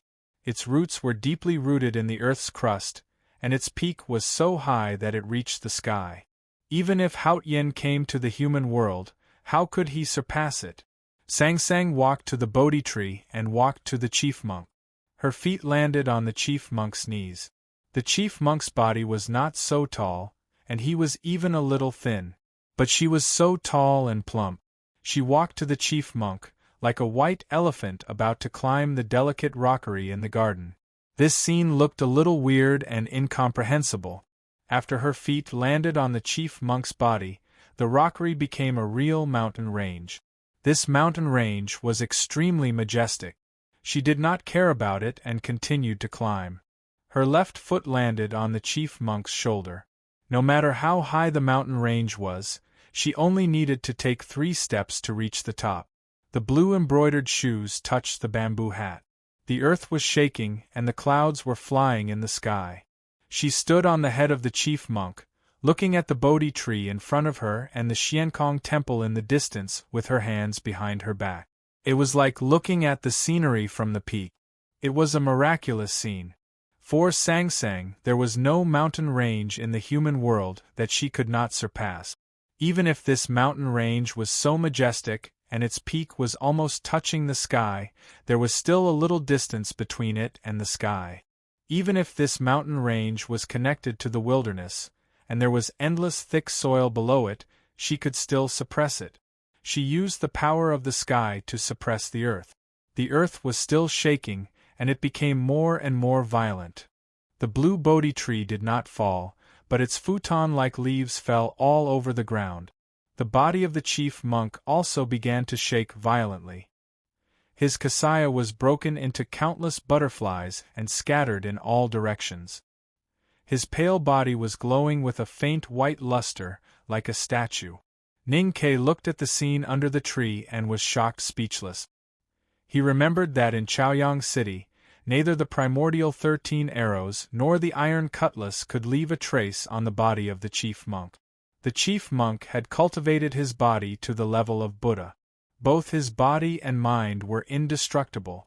At this moment, it seemed that even if the sky was pressing down on him, he could still hold on.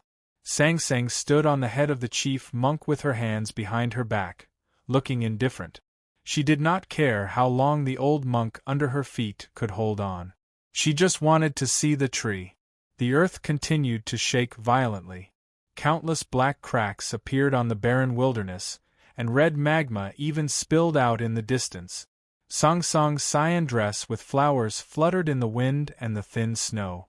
She slowly fell down. The chief monk of scripture under her feet slowly sank into the earth, squeezing out countless black mud, and making a teeth-aching grinding sound and the sound of rocks breaking. It did not take long for the chief monk of scripture to completely sink into the earth, leaving only his head above the ground. 2 wisps of white eyebrows floated in the smoke and dust, looking extremely gloomy. As long as one did not leave the earth, he would be indestructible. This was the supreme dharma cultivated by the chief monk of scripture. Even if the abbey dean regained his state, he would not be able to do anything to him. Song Song's method was very simple. She directly let him become one with the earth. The chief monk of scripture's head was on the ground with his eyes closed. Sang Sang walked down from his head. It was only a short stone step. She did not look back at the most powerful Buddhist sect. She walked to the Bodhi tree with her hands behind her back. She had told the chief monk that the name of Xiankong Temple was not carved on the Bodhi tree, so the tree did not belong to Xiankong Temple. In fact, the Bodhi tree was carved with her name, so it was hers. That autumn, she and Ning Ke escaped from the Lank Temple and came here. At that time, they were chased by the world and were depressed. Ning Ke took her to see the remains of Buddha, and then he carved a line of words under the Bodhi tree. In the autumn of the 16th year of Tianqi era, Ning Ke of the academy came here with his wife Sang Sang, the daughter of Yama. After seeing the traces of Buddha's nirvana under the Bodhi tree, she left the Bodhi tree with her hands behind her back and walked to the distant peak that was level with the ground. The Xiankong Temple was in the middle of the peak. Ning Ke looked at the line of words on the Bodhi tree and smiled. He looked at the head of the chief monk of scripture on the ground and sighed. Then he drove the carriage to chase her tall figure in the field. First of all, thank you for your votes. Please continue to teach me and vote. Thank you very much. Next, it's hard to sustain the pace of 10,000 votes a day. It's not our style, isn't it? So that's it for today. I'll sort out the following plot and have a big explosion tomorrow. I'm used to this kind of neurotic pace. Anyway, I don't need the monthly vote. I can do whatever I want as long as the total is not small. Ha ha ha ha, I'm happy just thinking about it. To be continued. If you like this work, please come to Chidien.com to vote for me. Your support is my biggest motivation. Chapter 941. Coming to the cliff, Ning Ke looked at the giant peak of the giant sinkhole and the temple between the peaks in silence. This was the second time he had seen the true face of Xiankong Temple, but he was still shocked. The cliff was very steep, and it suddenly sank from the surface of the wilderness, which was quite shocking. Ning Ke left the big black horse and the carriage on the ground and followed Sang Sang down. He and Sang Sang had been here before, but they turned away after a glance from a distance, not daring to go down. The situation now was naturally different from before. Sang Sang looked calm and walked slowly with her hands behind her back, like a snow lotus falling in the wind. But Ning Ke, who was behind her, looked a little embarrassed. It was noon, and the early autumn sunshine was bright enough to clearly illuminate the smooth cliff and the narrow path made of gravel. But the cliff was thousands of feet deep, and the further they went, the darker the light became, and the temperature gradually dropped. It was very cold, and there was even snow between the cliff stones, which was quite amazing. They continued to walk in the cold world of ice and snow. After a long time, they finally walked out of the shadow cast by the wilderness into the giant sinkhole, and came to the bright sunshine. There was a boundless field under the sunshine. The field at the bottom of the sinkhole was very wide. Even with Ning Ke's sharp eyesight, he could not clearly see the scene in the distance. There were all kinds of yurts scattered in the field. On the ground near the cliff, there were cold-resistant meadows. Cows and sheep with long fluffy hair were eating in the meadows. Contrary to the process of walking down the cliff, the two of them walked toward the center of the giant sinkhole field. The temperature was getting higher and higher, as if it was going to warm spring from winter. The natural grass in the field was gradually replaced by artificially cultivated species, and the ears in the field kept swaying in the breeze to greet them. Ning Ke walked to the field and picked an ear. He rubbed the shell with his fingers and found that the grain inside was much smaller than the rice commonly seen in the Central Plains, and the grain fragrance was a little strange. He pulled one out and found that the root system of this plant was quite developed. He guessed that this was probably a special kind of rice, which could resist the cold by absorbing the warmth from the ground. Judging from the shape of the leaves, it probably had a relatively low demand for light. This underground wilderness was far away from the human world, so the sunlight was not as abundant as it was on the surface. Fortunately, Haotian was always fair.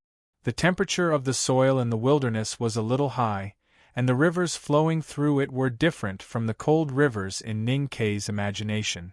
They were covered with a light mist like a hot spring.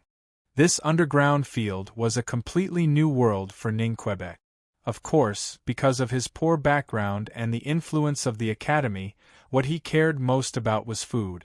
At this moment, a faint bell suddenly rang in the distance, and then a pious buzzing sound came from all directions in the field, attracting his attention.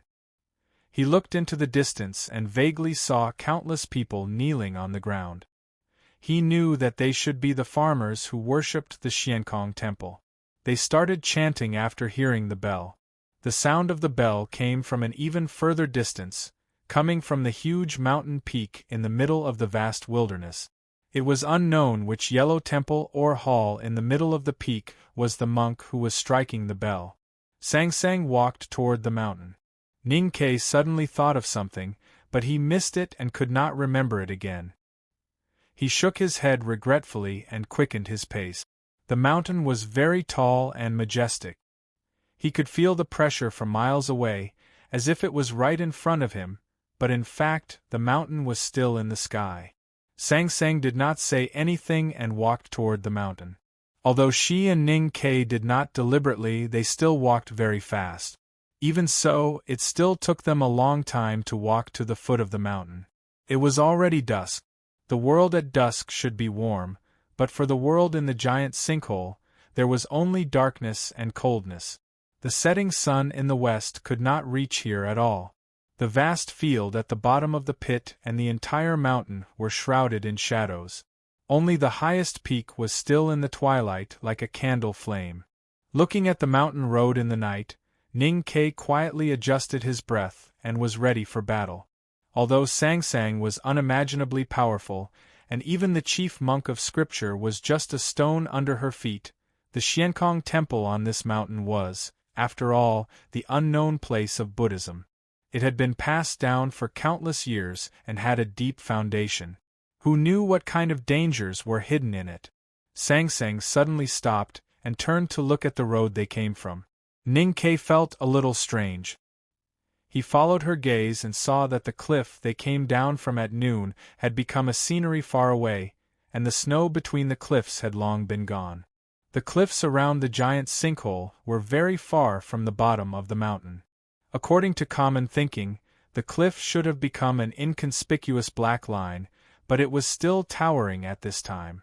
The long cliff was too high. The mountain where the Xiankong Temple was located was higher than any mountain on the surface of the earth, but the peak was only level with the surface of the wilderness. This meant that the cliff surrounding the giant sinkhole was as high as the mountain, and higher than any other mountain in the world. Ning Ke and Sang Sang stood here and looked around. They felt that the giant sinkhole was a huge dry well, and the high cliff was the wall of the well. The people standing at the bottom of the well were blocked by the wall of the well. The people living here had seen the round sky for generations, while the fields in the field were square and incomparably orderly. Was this the so-called round sky and square earth? Ning Ke looked at the scene in front of him and thought with some shock. Sang Sang couldn't help but feel shocked. She only made such a comment about this magical world created by Buddha. A frog in a well. The two did not continue to stay. They walked directly to the peak under the cover of the night. The mountain road hidden in the forest and flowers was not as steep as before, but it was long as if there was no end. The big black horse and the horse carriage were left on the ground. Ning Ke naturally carried all the things that could not be separated from him. At the moment when Sang Sang boldly decided to come to the Xiankong Temple to confirm the life and death of Buddha, he had made clear his identity. He was a handyman, porter, cook, feet-washing technician, and bed-warmer. He had no objection to this. It was a couple's life, and someone had to take care of the outside and the inside. Since his wife had the ability to take care of the outside, why not he take care of the inside? The heavy arrow case and iron cutlass, the big black umbrella, and the Buddha's chessboard were carefully packed into the luggage, which was now on his back. The luggage was too heavy, and the mountain road between the peaks was so long. Even though he had cultivated the Great Spirit and was extremely strong, he still felt a little tired. The mountain was too big, and there were too many yellow temples hidden in the forest. It was said that Yueluan Kingdom was a prosperous place for Buddhism, and there were 72 temples in Misty Rain. In an hour, he and Sang Sang had already seen more than this number of temples. Since Sang Sang was here to find someone, she naturally had to go to every temple. This meant that they had to walk a longer distance, which also meant that Ning Ke had to walk a longer distance with the heavy luggage, and he was climbing a slope. When they passed by each temple, Sang Sang did not look carefully, so it was hard to tell what method she was using. When they walked to the edge of a cliff, Ning Ke finally sat down on a stone. "Let's rest for a while." He wiped his sweat and said while panting, "I don't think it's a good idea to search blindly." Sang Sang was naturally not tired, but she felt a little tired and sleepy like she had been since they left Peach Mountain. She walked with her eyes closed most of the time, as if she was really sleeping. Of course, she did look like a blind person walking. Listening to Ning Ke's words, she said indifferently, "Do you want me to die so badly?" Ning Ke understood why she was so anxious to confirm whether Buddha was dead or alive. If Buddha was still alive, he would be the only existence in the world that could threaten her. She had to kill Buddha while she was still strong enough. Otherwise, she would be in great danger when she returned to the divine kingdom or became immortal. In this case, her words made sense. But he felt bored and said while covering his forehead, "Can you put it in another way? You have said it so many times, aren't you tired of it?" Can you not seek death at the slightest provocation? Although we are husband and wife, you can't really treat yourself as an ordinary woman. Sang Sang ignored him and said, If I want to find someone, I will. Where is the person you are looking for? Ning Ke came to Xiankong Temple mainly to accompany her, but also to find someone. Outside the academy, Seventh Sister had specifically told him to come here and see if that proud man was still as proud as he was now kneeling in front of the Buddha. Along the way from the foot of the mountain, Sang Sang had searched hundreds of yellow temples in the lower half of the mountain. But he just followed her and did not look like he was looking for someone. He said, Senior brother will definitely not cultivate Buddhism here. Why waste your energy? Sang Sang asked why. Ning Ke said with certainty, Senior brother is such a genius.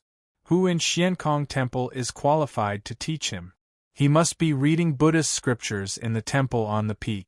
Why would he linger in these shabby temples at the foot of the mountain? Sang Sang thought for a while and looked at him. She said, Idiot. Ning Ke thought that his inference was so reasonable, but she did not think of it. How could she call him an idiot? Koharan could not bear it, and neither could Aunt Xiao. How am I an idiot? He asked angrily. Sang Sang ignored him and continued to walk up the mountain with her hands behind her. Ning Ke carried his heavy luggage and ran behind her. He kept asking himself how he was an idiot. She knew that her man liked to call others idiot. How could she call him an idiot for no reason? They searched all the way, but the temple was deserted at night. They searched all the hundreds of yellow temples in the dozens of cliffs at the foot of the mountain, but still found nothing.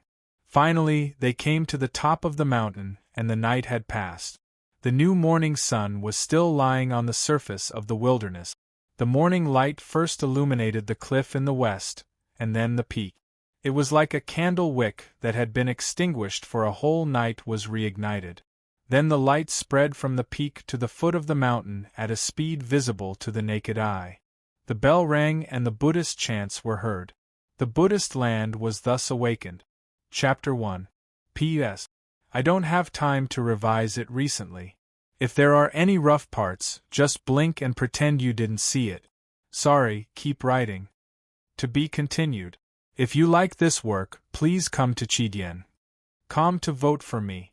Your support is my greatest motivation. Chapter 942. When the Buddha land woke up, countless monks in the yellow temples also woke up. But as the saying goes, as long as Sang Sang is in my hand, I am in the human world. Ning Ke was not worried about being found by the Xiankong Temple, so he continued to look around like last night.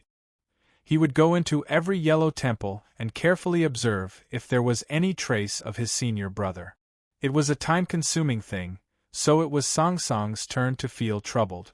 On a cliff platform covered by ivy, she turned to Ning Ke and asked, Are you looking for Junimo? Ning Ke said, Of course, I can't help you find Buddha. Sang Sang said, Idiot.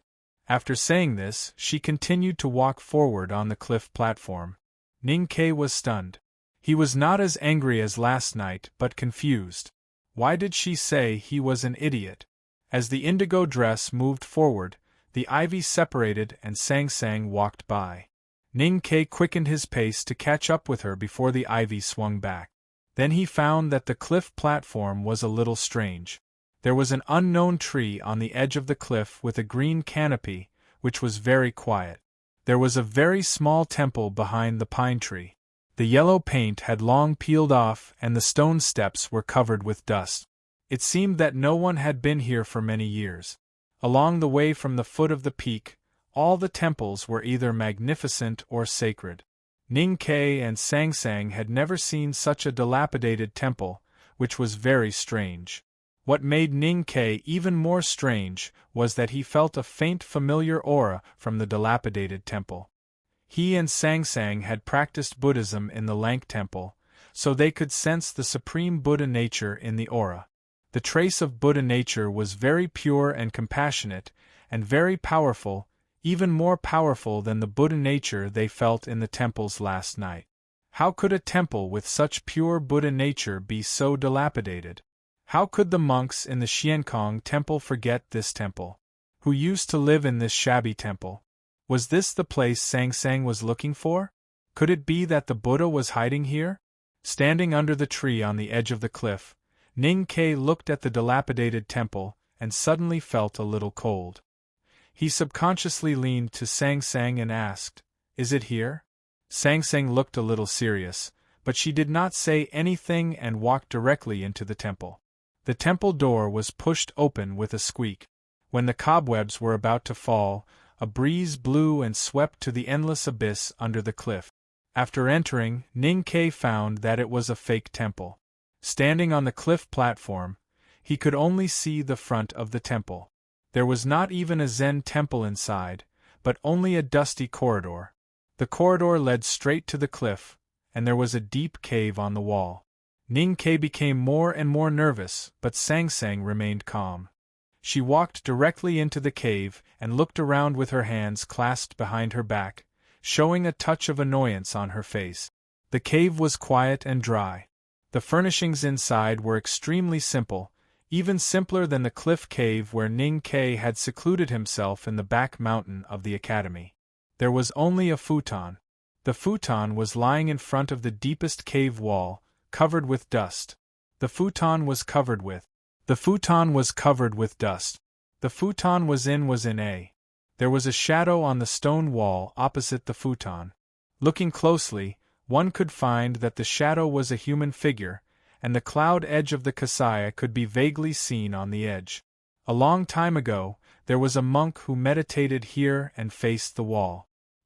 He sat there for countless years and even left his figure on the stone wall. Which eminent monk was he? Ning Ke was very shocked. Sang Sang did not care who the eminent monk was. She took a look and knew that the person was not the Buddha she was looking for, so she was a little annoyed. "You are too slow. Don't follow me." After saying this, she walked out of the cave.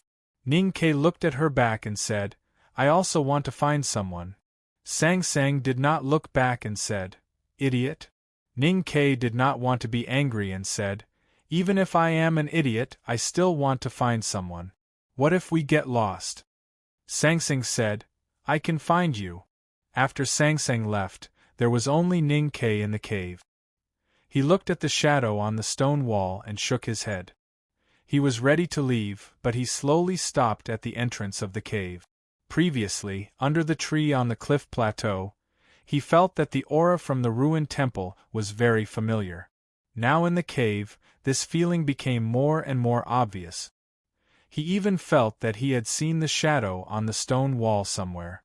Ning Ke thought for a while and turned back to the depth of the cave. He looked at the shadow on the stone wall and thought for a long time.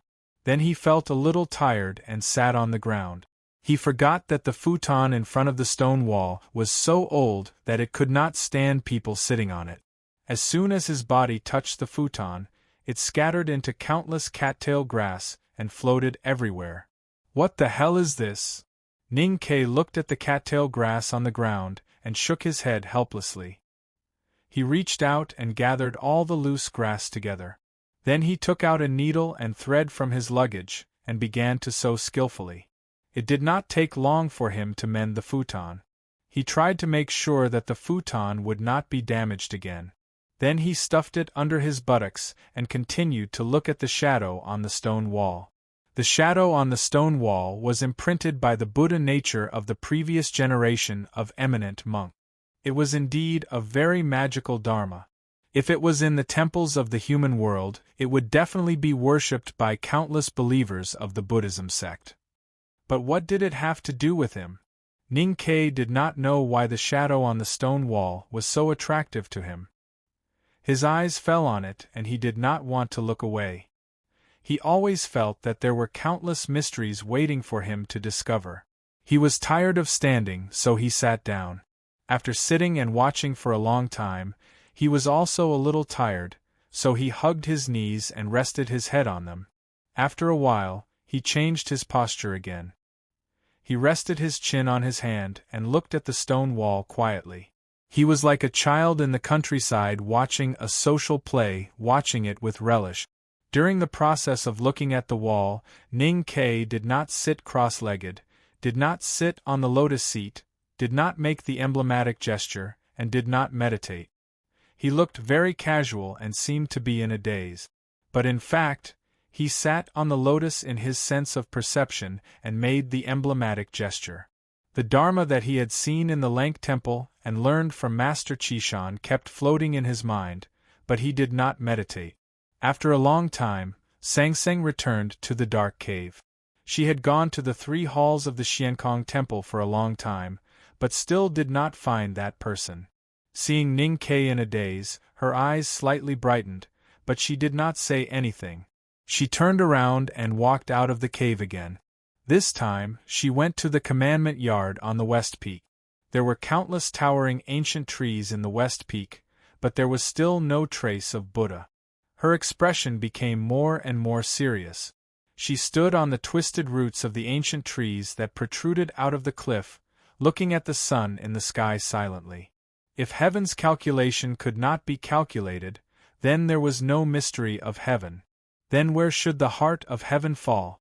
Sangsang returned to the remote cliff platform again, walked into the dilapidated temple, and came behind Ning Quebec. Ning Ke was still in a daze while looking at the shadow on the stone wall. Sangsang left again. This time, she went to the east peak full of rugged rocks, but still found nothing. She stood among the rocks and looked at the sun in the sky silently. She returned to the old temple cave again. Ning Ke was still facing the wall. She left again, and came back again. She had done this countless times. Although she was Haotian, she felt a little tired and puzzled. Heaven's calculation could not be calculated, and the mystery of heaven could not be seen. Why did the heart of heaven always fall on this guy's side? Could it be that she could not leave him? Thinking of this possibility, Sangsang looked at Ning Ke's back with infinite hatred and irritation in her eyes. She wanted to kill him and then suppress him to the deepest part of the earth. But she could not kill him after all. She still wanted to be herself. So she could only wave her sleeves and leave the cave again to continue her search. Ning Ke did not know that Sangsang had once wanted to kill him, and he almost died. He was still looking at the shadow on the stone wall with his chin in his hand. His expression kept changing, sometimes solemn, and sometimes silly. A day passed like this. When the sun set, a white flower bloomed on the unknown green tree by the cliff. It only bloomed for a moment, then left the branch and fell to the ground. The white flower fell on the cliff and touched the dust. It was blown up by the breeze outside the cliff, as if it was slowly lifted by a pair of invisible hands. It floated into the dilapidated temple door, drifted to the stone wall in the cave, and gently fell on Ning Ke's shoulder. Ning Ke reached out to pick the small white flower off his shoulder. He gently pinched the delicate flower handle with his fingers, looked at the shadow on the stone wall, and said with a smile, "So you used to learn Buddhism here." With this sentence, the pieces of consciousness in the deepest part of his sense of perception, which had been sleeping for many years, suddenly lit up and then gradually faded, like the most dazzling brilliance of an old pearl. At dusk, the bell of Xiankong Temple rang again, echoing in every corner of the peak. Ning Ke woke up and bowed to the shadow on the stone wall. Then he got up and walked out of the cave to the green tree by the cliff. He calmly looked at the scenery of the Buddha land in front of him. This old temple was the old residence of Lotus. When Lotus studied Buddhism in Xiankong Temple, he sat on the wall for several years in the cave, leaving his shadow and the legend of the front gate of Buddhism in the human world. In the front gate of Devil's Doctrine, he inherited the mantle of youngest uncle and everything of Lotus. Before Lotus died, he once said to him, "You have joined the devil. If you want to cultivate the Devil's Doctrine, you must first cultivate Buddhism. Then please walk bravely into the darkness. Although you have little chance of success and may die as soon as you start on the road, I still wish you well and curse you." Ning Ke had long forgotten this. Although he had cultivated Buddhism with Master Chishan in Lank Temple, it was to cure Sangsang. He had never actively studied Buddhism. It was not until today when he came to Xiankong Temple and meditated for a whole day in front of the shadow on the stone wall that he remembered the words and Lotus's instructions and really made up for this very important lesson. After facing the wall for a day, Ning Ke had gained a lot. Although there was no change on the surface and his cultivation state was still in the knowing destiny state, he had planted a Bodhi seed in his heart.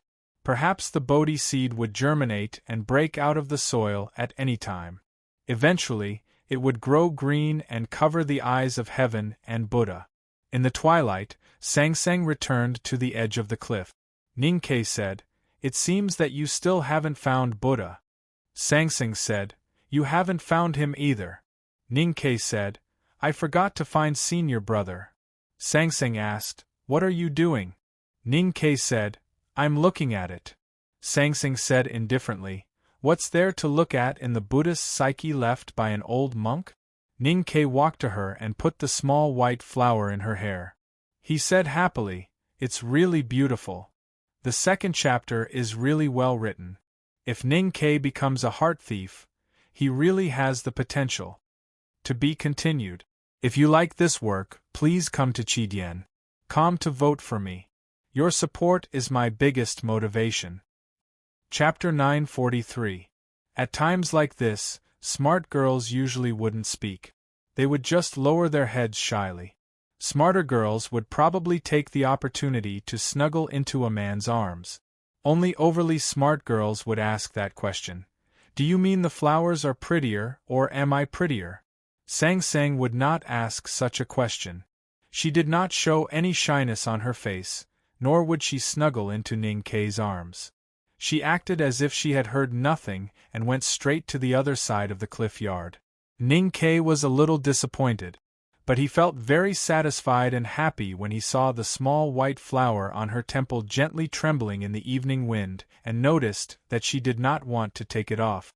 "Have you seen my second brother?" He pushed away the dense green vines and chased after Sangsang to ask. In his opinion, second brother should be meditating on the Dharma on the peak or somewhere in the commandment yard. Sangsang should have seen him when she was looking for Buddha. Sangsang did not turn around. She kept walking with her hands behind her back and said, "Idiot." Ning Ke could not remember how many times she had called him an idiot. His anger had long turned into numbness. He shook his head helplessly and realized that he was really an idiot when he saw the scene below the peak. As dusk fell, the giant sinkhole surrounded by the cliff became extremely dark. Only the field near the peak could be vaguely seen because of the reflection of the yellow temple roof. There were countless black spots moving slowly in the field below the peak, looking like diligent ants. Ning Ke knew that they were the farmers that he and Sangsang had seen before. That year at the edge of the giant sinkhole, Ning Ke estimated that there were more than 1,000 monks in Xiankong Temple and at least 100,000 people living in the field to maintain this Buddhist country. Now that he came to the Xiankong Temple, he found that there were countless temples on this mountain, and the number of monks they supported was far beyond his imagination.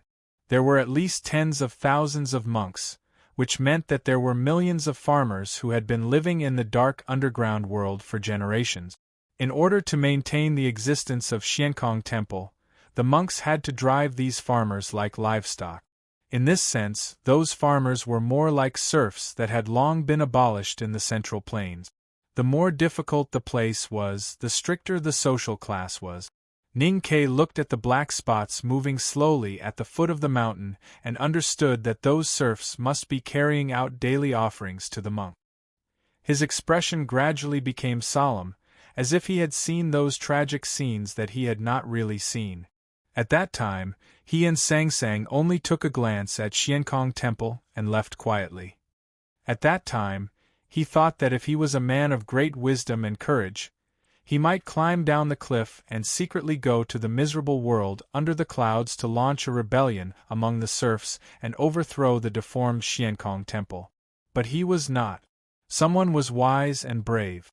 That person was naturally second senior brother Jun Mo. Jun Mo left Chang, and traveled thousands of miles to Xiankong Temple to cultivate Buddhism. However, with his temperament, how could he cultivate Buddhism after seeing the real situation of Xiankong Temple? Practicing Buddhism was not worshipping Buddha. Jun Mo saw that the world was so miserable. Not to mention kowtowing in front of Buddha, he would definitely draw his sword in anger and kill the monks and Buddha in the temple first. Ning Ke searched for Jun Mo in the Xiankong Temple. No wonder Sang Sang called him an idiot. Senior brother must be down there. He looked at the gradually darkening miserable world at the foot of the mountain and said, "I'm going there to see him. Do you want to go with me?" Sang Sang came to Xiankong Temple to find Buddha. He thought that she would not be willing to spend time with him to find second senior brother, but he did not expect that she would agree. Climbing the peak last night and descending the mountain tonight, the yellow temples and palaces along the way were naturally different because of their different mood. In Ning Ke's eyes, there was no difference between them and the White Bone Mountain in the front gate of Devil's Doctrine. When he climbed the mountain last night, he saw the magnificent and solemn temples and thought that it was natural for Xiankong Temple to be the holy land of Buddhism. But now he knew that it was not the case. Xiankong Temple was isolated from the world, but it could be so magnificent. It must have absorbed the marrow of the serfs at the foot of the mountain. The more magnificent the temple was, the more miserable the world under the mountain was. Walking down the giant peak and away from the ancient temple of Buddhaland, they came to the real miserable world. The green and joyful field in his eyes yesterday now looked so gloomy in the night. The night could not completely blind Ning Ke's eyes. He and Sang Sang moved forward in silence, and his eyes slowly swept across the field. He saw fields with different kinds of rice, underground rivers with hot steam, and even a few mountains. But these mountains were too inconspicuous compared to the giant peak, just like mounds of earth. At the bend of the river, he saw the place where people panned for gold. He also saw many arms cut off by sharp weapons. Behind the hill, he saw gems and emeralds in the grass. He also saw the corpses that were eaten by vultures. Occasionally, he could hear the strange cries of birds. The field was not completely dark, and he could see many bonfires emitting light. Tents and yurts were scattered on the ground. Nobles who were as fat as pigs wore all kinds of gem necklaces, held wine utensils made of skulls, and stepped on girls' naked breasts with their muddy feet. No matter which tribe it was, there were always a lot of valiant men standing next to the nobles. Those men held whips and sharp knives in their hands. Sometimes the whips fell on the cows and sheep, but more often on the female slave. The sharp knives were sometimes used to cut the mutton, but more often they were stabbed into the chests of the men or the fathers of the female slave. Blood and wine mixed together. The nobles seemed so happy, while the cowardly and numb serfs could only keep kneeling in front of the temples on the mountain peaks, like useless ants. It was understandable that they were cowardly and numb. However, when those serfs used their hands to offer the most precious gold and silver and the most chaste daughters to the monks, they looked so happy. There were not many monks in the field, but they had a status that even the nobles could not imagine. They sat in the warm yurts, and their palms gently fell on the heads of their believers or on the girls who knelt beside them. The scene was a little weird. It was a mixture of holiness and obscenity, very mysterious but still dirty. Ning Ke looked at the tent in the distance and listened to the chanting and moaning coming from there. After a moment of silence, he shook his head and said, "It's really ugly." The small white flower in Song Song's hair gently trembled in the night wind. He looked at her and asked, "Why?" Ning Ke had a very deep understanding of the ugly and tragic side of the human world. He did not know how much he had seen since he was a child. However, he could not understand why such an extremely unstable social structure could last for so many years, and why people living here could endure for so many years and even seemed very happy. As I said, this is a well. Sang Sang looked at the cliff in the distant night sky and said, They are like frogs in a well and can't see anything. When they see the monks on the mountain, they think they are real Buddhas. And Buddhas are the most deceptive. Ning Ke thought for a moment and said, "Second brother is right. All monks should die." Sang Sang said, "The Academy has always only looked at heaven, not the human world." She did not show any sarcasm on her face, but Ning Ke knew what she wanted to say. However, even someone as unreasonable as him could not defend himself after seeing this miserable world. "You are right," he said, "but since second brother is here, the Academy will definitely take care of it." Ning Ke and Sang Sang walked a little slowly because they wanted to see. They did not walk until the next morning. The morning light illuminated the Xiankong temple between the peaks, but they were still a long distance away from the cliff. The closer they were to the cliff and the farther they were from the peak where the Xiankong temple was located, the lower the temperature was, the poorer the crops were, and the more enslaved the serfs were and the more miserable their lives were. The agricultural products in the field gradually became scarce, and the cold-resistant weeds gradually became lush. Cows and sheep with their long gray hair walked slowly in the meadow. There were piles of stones in the grass, and tattered banners were hanging on them. Ning Ke had seen some piles of stones and banners the day before yesterday, but he did not pay much attention to them. Now when he walked closer, he found the scattered black blood and a faint smell of blood on the stones. As they moved forward, he and Sang Sang saw more disabled serfs who had been tortured. Some had their tongues cut off, some had their ears cut off, and some had their calf bones smashed. They were in all kinds of miserable states. They looked so miserable and ugly that he couldn't bear to look at them any more. Ning Ke knew that his senior brother must be in the most miserable place, so he knew that he was on the right path. Sang Sang could not find the Buddha, but it was not difficult to find someone. So he took him to the depths of the meadow. Cattle and sheep were scattered on the meadow, as beautiful as clouds, but the color was a little out of place. Not far from the sheep there must be a shabby yurt. Behind the yurt there was often a lake. The lake water was blue, salty or sweet. A large area of wetland was formed naturally by the lake water, and the aquatic plants were extremely abundant. A little girl in a dirty old leather coat was waving a small whip to drive her 4 lambs. Ning Ke and Sang Sang looked at the little girl and subconsciously thought of Tang Xiaotang. It was probably the first time for the little girl to see strangers, but she was not afraid at all. She smiled and waved to them. The smile on her dark face was so clean, and her teeth were so white that it made people dizzy. Ning Ke looked at her and smiled. The little girl drove the 4 lambs to them. Without saying anything, she took Ning Ke's hand and led him and Sang Sang to the yurt, meaning that they would be guests. This field was deep underground, isolated from the world, and outsiders could not find it. But it was still the human world. Ning Ke thought of the cruel scenes he had seen that night, and then looked at the little girl holding his hand. Suddenly, he thought of the ruined city of Wei and the young men and women dancing around the bonfire outside the city of Wei. Hell and heaven were both in the human world. Sang Sang said, "Ignorance is naivety, and naivety is cruelty. Can't you see through it?" Ning Ke said, "Even so, there is no need to say it." At this moment, he saw the scene on the other side of the lake. There was a crowd of people kneeling on the ground, surrounding a monk. The monk was wearing a dirty khaki robe, and the sleeve of his right arm kept swinging in the wind. If it was someone else, it would be very ugly.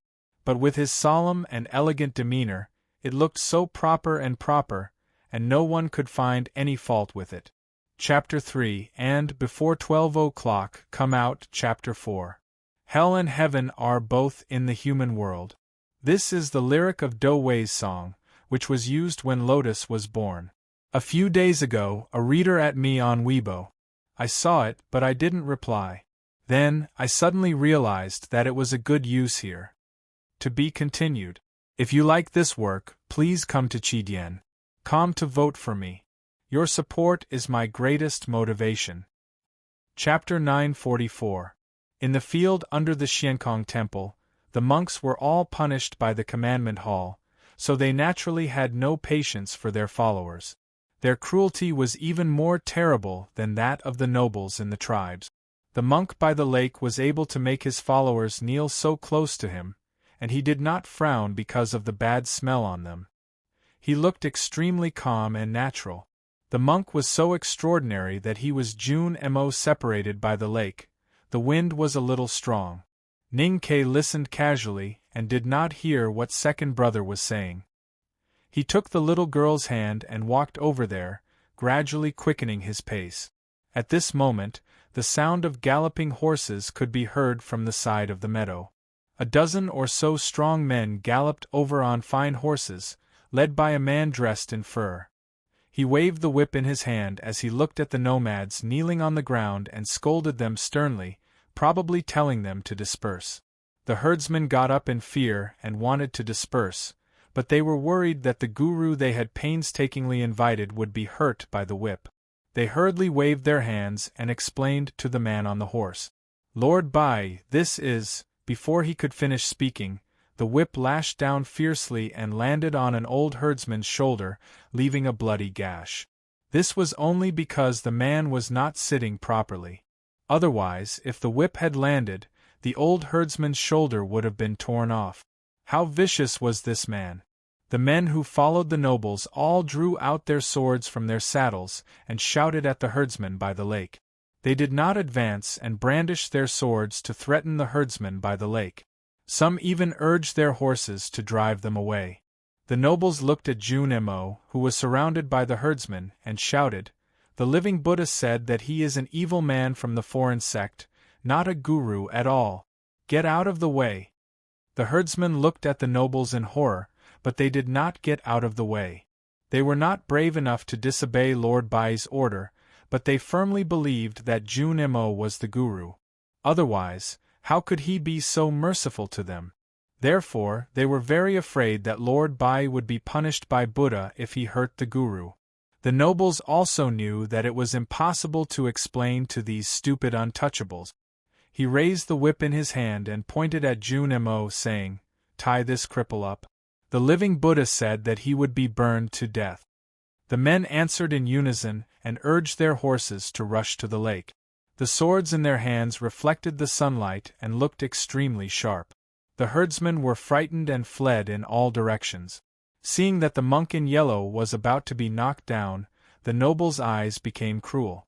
The living Buddha had indeed said to capture this evil person alive and then burn him to death. However, this evil person actually dared to incite his own slave to rebel. Before he was burned to death, no matter what, he had to suffer. Should he cut off his ear, or cut off his remaining left arm, or peel off the skin of his face? Just as he was thinking about this, the nobleman suddenly felt a gust of cold wind behind his head. How could he dodge in time? He felt a chill on his ear, and then his left shoulder lightened. Then, he felt something wet on his face. Waves appeared in the blue lake, as if a strange beast was coming ashore. A black shadow broke through the waves, whistling through the air, and finally landed in the hands of the monk in yellow. It was a square and thick iron sword. June-mo waved the sword, and more than 10 heads flew into the air. More than 10 streams of blood sprayed from the necks of the men to the sky, as if to wash away the sinful sky. Although the iron sword was wide and thick, the person who used the sword never knew the meaning of it. He only knew the principle of righteousness. There was no intense scene, not even a battle. June-mo just waved the sword and everything was over. The nobles looked at this scene and his face turned pale. He opened his mouth for a long time, unable to speak. Then he gradually felt the pain. He reached out to touch his face and found that it was covered in blood. The iron sword broke through the lake and landed in June-mo's hand. It happened to pass by the side of the noble's horse. With just a brush, the nobles lost an ear, an arm, and a piece of flesh was cut off from his face. The noble's face was covered in blood, and his ear and arm were cut off. He looked extremely miserable. When he found all this, he was even more painful and frightened, and almost fainted. As a man who had lived in such a harsh environment, he managed to keep himself from falling off the horse. But when he looked at Junmo by the lake, his eyes were filled with fear. The nobles did not expect that this evil man was so powerful. Without hesitation, he pulled the reins with his remaining arm and rode back to his tribe. He did not dare to look back or say anything cruel, so that the evil man would wait for him to come back for revenge. Of course, he would definitely come back for revenge, and then he would kill all the people here. The herdsmen who had fled in all directions gradually came back. Looking at the dozens of corpses by the lake and the horses who were a little confused because they had lost their owners, their eyes were also very confused. Living in the cruel underground world, they had seen many bloody scenes, and even more brutal ones, but they had never imagined that the most powerful butchers of Lord Bai would one day be killed in such a simple way. Looking at the yellow-robed monk by the lake, the herdsmen knelt again. Their faces were full of awe and fear, and there was a faint uneasiness on their faces. They did not know what to do next. The old herdsman walked up to Junmo and knelt down. He kissed the ground in front of Junmo's shoes and said in a trembling voice, "Great and merciful Guru, please leave quickly." Junmo looked at the top of his head expressionlessly and said, "Because I will implicate you if I stay?" "No." The old herdsman raised his head. His dark face was full of wrinkles, and the wrinkles were full of painful tears. He said, "If you have time, you will definitely become the most powerful guru, or even the living Buddha. But although you are powerful now, you are still not enough. As for us, we will definitely die. Please don't worry." Junmo's expression gradually became gentle. He said, "That man will come with countless swords and arrows, and even the living Buddha you mentioned. So I have to stay here." The old herdsman said in a trembling voice, "Even if you can kill all the warriors of Lord Bai, or even defeat the living Buddha, you will anger the Buddha on the holy mountain." "The Buddha?" Junmo looked at the extremely high mountain in the distance and said expressionlessly, "In your eyes, the holy mountain is very high. But if you have a chance to walk on the ground, you will know that the mountain is actually very short. From the ground, it is just an inconspicuous little mound." Hearing this, the lakeside suddenly became very quiet. Only the sound of the fish swimming in the lake, frightened by the iron sword, could be heard. The herdsmen looked very confused. They had never heard such words. They did not know what the ground was. Was the field they were standing on not the ground? Was there another ground? Where was that ground? Why did the holy mountain look like a little mound when standing on that ground? No, how could the holy mountain be a little mound? A clear and childish voice broke the silence. Ninkei held the little girl's hand and asked curiously, "Master, where is the ground you mentioned?" The herdsmen by the lakeside looked very frightened. In their opinion, the little girl's question should not be asked, because it meant blasphemy to the holy mountain and the Buddha. A middle-aged woman, who was probably the little girl's mother, was so scared that her face turned pale. She wanted to drag her back and beat her, but she found that her daughter was holding a stranger's hand, so she did not dare to do so. Junmo saw Ninkei and Sangsang. He was slightly stunned and then ignored them. He said to the little girl, "We are now underground and the ground is above."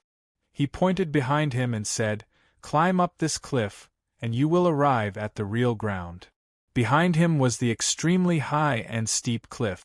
For countless years, it was this cliff that imprisoned countless generations of serfs and herdsmen underground. In Song Song's words, it was the wall of a well, but in fact it was the wall of a prison. The herdsmen followed his finger and looked at the cliff, but they could not see the end. It was often surrounded by clouds and mist. They thought that this cliff was almost as high as the holy mountain. How could they climb up? For countless years, no one had ever climbed up this cliff. In the teachings of the monks, this idea gradually became an act of blasphemy to the Buddha. Who dared to try? The herdsmen looked at the cliff and suddenly came to their senses. They found that they really wanted to see what the ground above the cliff was. They could not help but feel guilty and kept kowtowing. Junimo looked at the herdsman and asked, "Don't you want to know what is above?" No one answered him.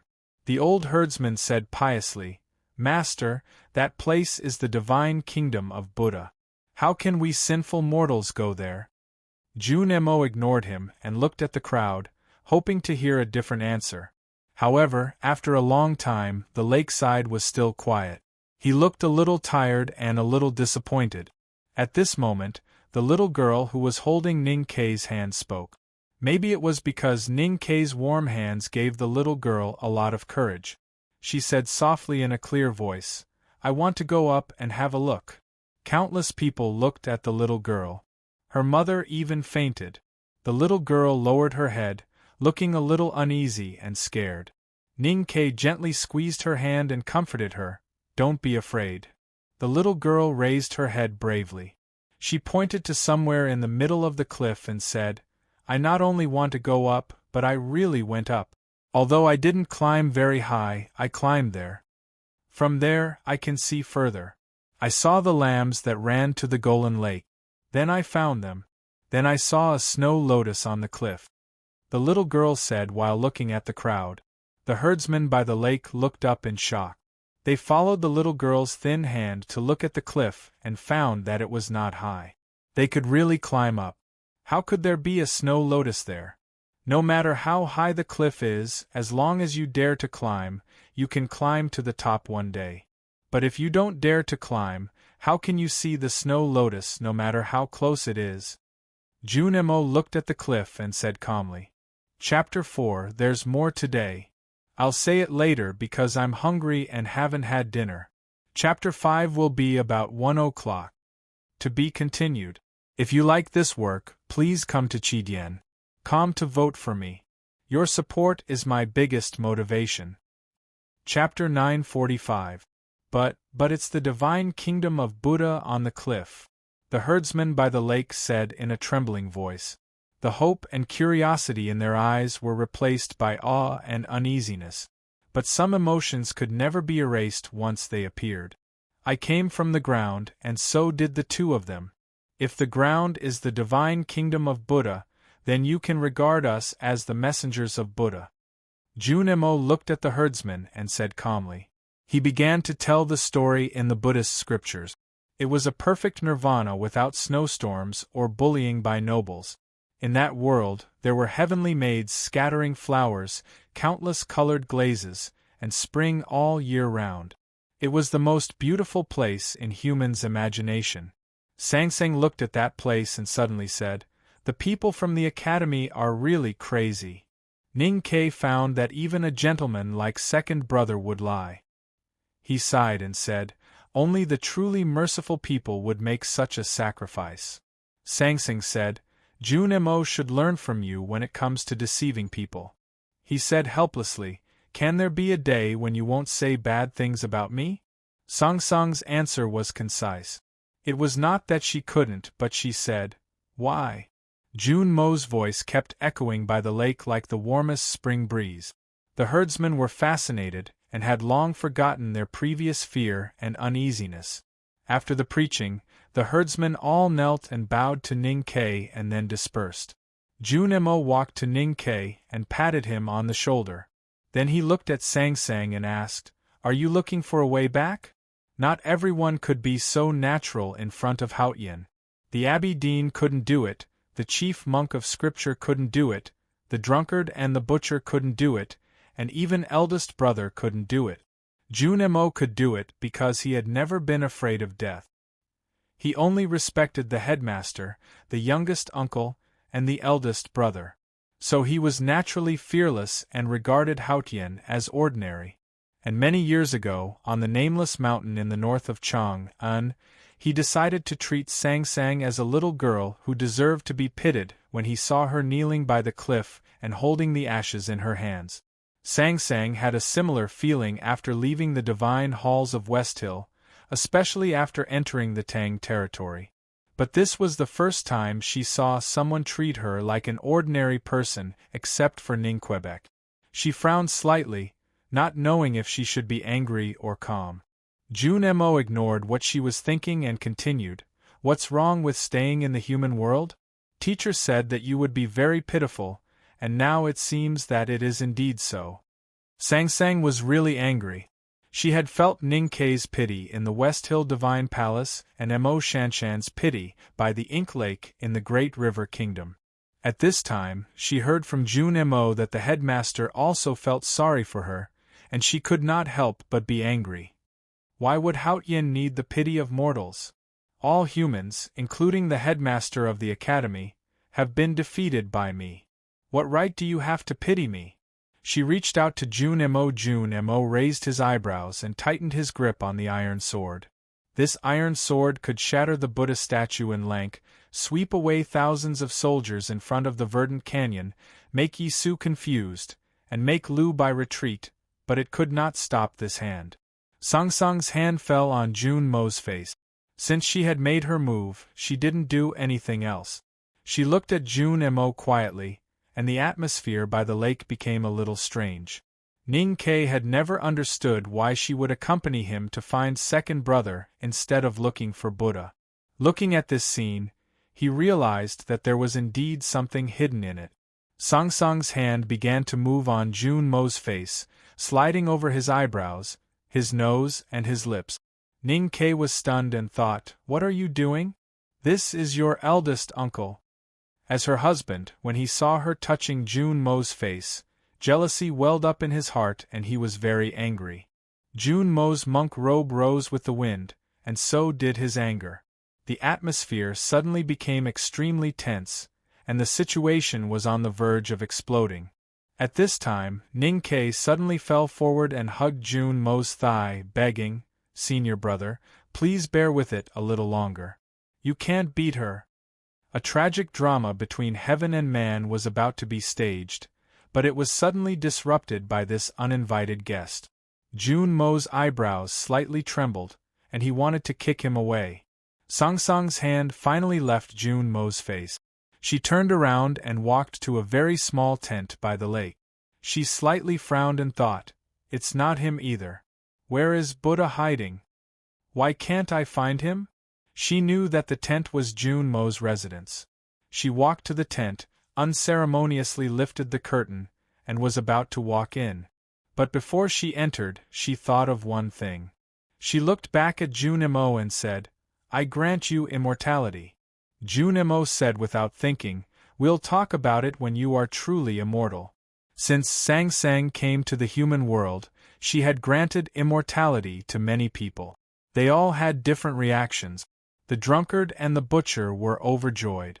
Tang Xiaotang thought it was too sudden and suggested that she buy the food for the evening first.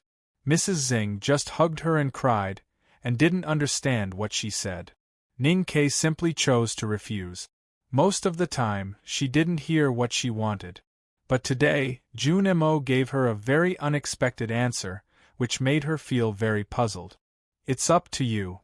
She stood outside the tent and thought for a while. Then she said and walked in. Looking at the tent, Ning Kei felt very helpless and said, "You really sold immortality like cabbages, and it was a big sale.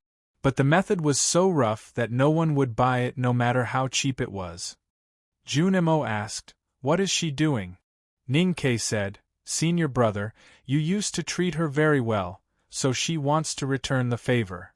Junmo was a very smart person. He only needed to hear this sentence to understand what Haotian meant. He said, "She actually wants to use this method to cut off her relationship with the human world." What an idiot! Ning Kei sighed and said, "I also think she is an idiot." Junmo said, "It seems that she hasn't found a way to return to the divine kingdom. That's why she is so mischievous. What about you? Have you found a way to let her stay in the human world?" Ning Kei remembered the sentence that he thought of before Chang and said, "Not yet. I wanted to come to Xiankong Temple to see if I could get any inspiration. But now it seems that it is meaningless. There could be a perfect method in the world that would not betray Chang and not betray the human world. This method must be far more profound than the Buddhist Dharma." Junmo said, "I have been watching the moon these days. The headmaster seems to be struggling. If she goes back, the human world will definitely be defeated. So younger brother, you have to work harder. Ninkei said after a moment of silence. If that day really comes, we have to use the last method. Junimo said, I don't want to go against human relations. Ninkei said, Senior brother is a gentleman, but I am not. Junimo looked at the iron sword in his hand and said after thinking, I still don't think it is right. Ninkei didn't want to continue this topic and said, Senior brother, you have been in Xiankong Temple for some time. What new things have you encountered? Junimo raised the iron sword in his hand and pointed to the majestic mountain in the distance. He said, In such a dirty place, what else can there be except dirty people and things? Ninkei thought that his question was indeed a bit stupid. With second brother's temperament, he would not be interested in visiting the ancient times. He said, Senior brother, it is fun to preach and kill people in the wilderness. Junimo shook his head and said, You came at the right time. I just started killing people today. I have been telling stories from the Buddhist scriptures to the herdsmen and serfs for the past few days. Ninkei found it a bit hard to understand. He thought that senior brother hated the Buddhism sect and monks the most. Even if he had never read the Buddhist scriptures, how could he preach to the devout believers of the Buddhism sect?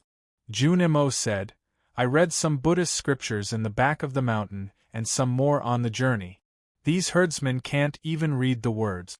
It is more effective to preach some simple stories.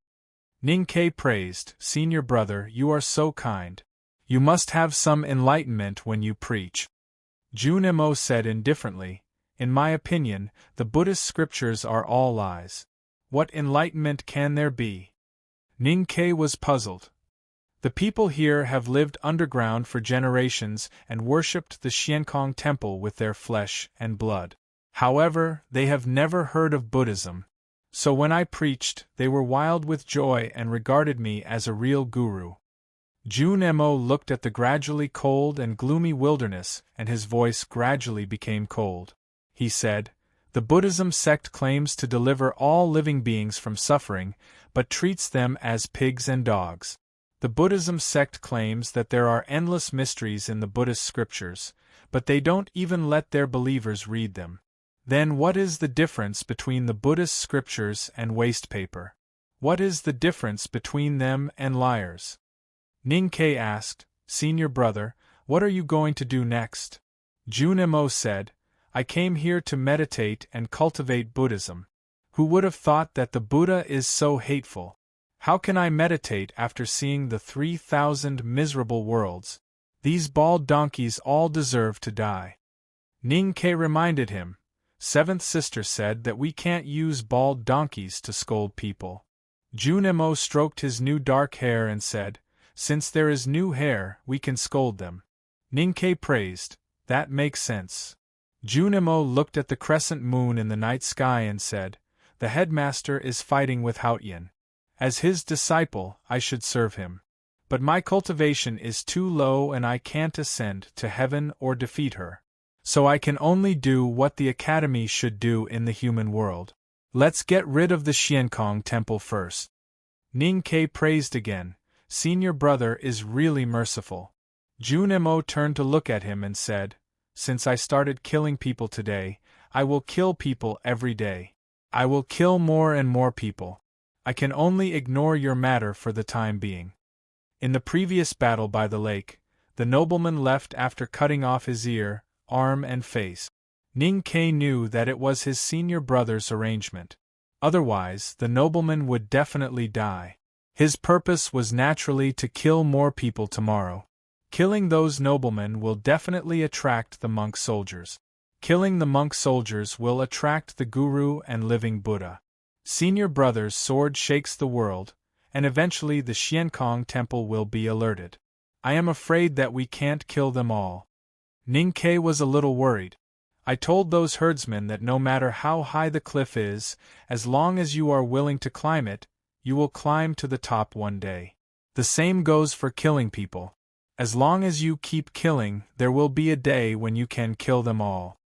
Junimo gazed at the majestic peak in the darkness of the night and said, "Look at the pitch-black mountain over there. I'll kill all the dogs underground first, then I'll rush over and kill all the bald donkeys in the temple. Then I'll burn down the mountain." Ning-Ke praised again. "Cultivating Buddhism means killing Buddha. Senior brother, you are so merciful." Junimo said, "Wrong. Killing Buddha is cultivating Buddhism."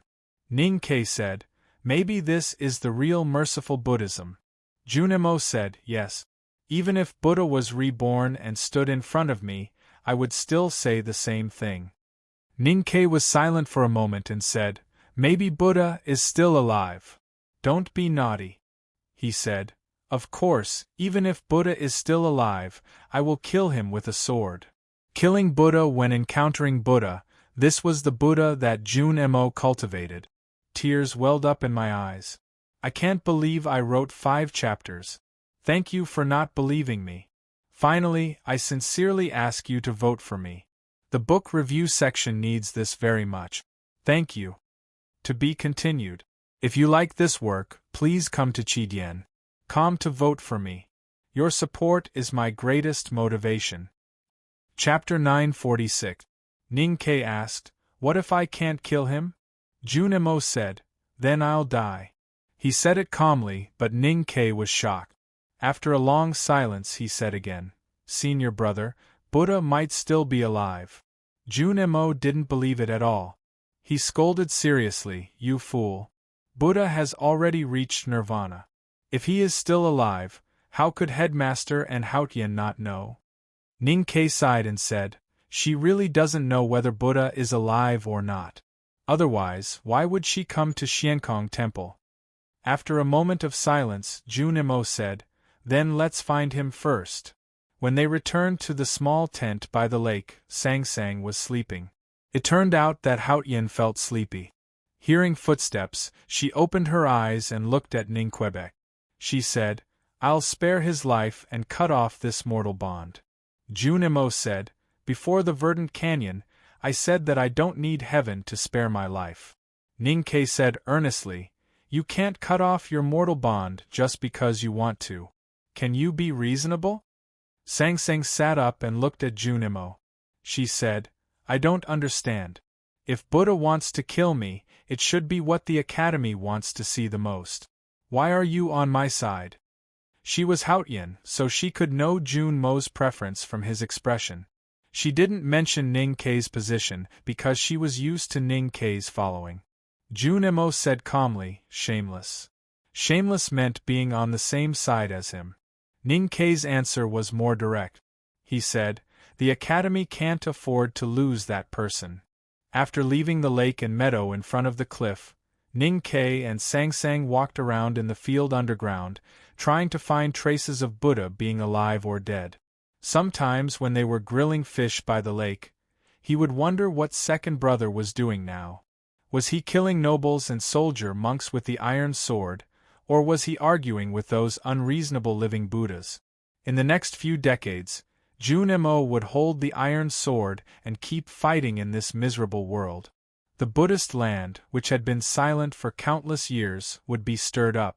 The Xiankong Temple, which enslaved millions of serfs, would probably start to tremble because of fear.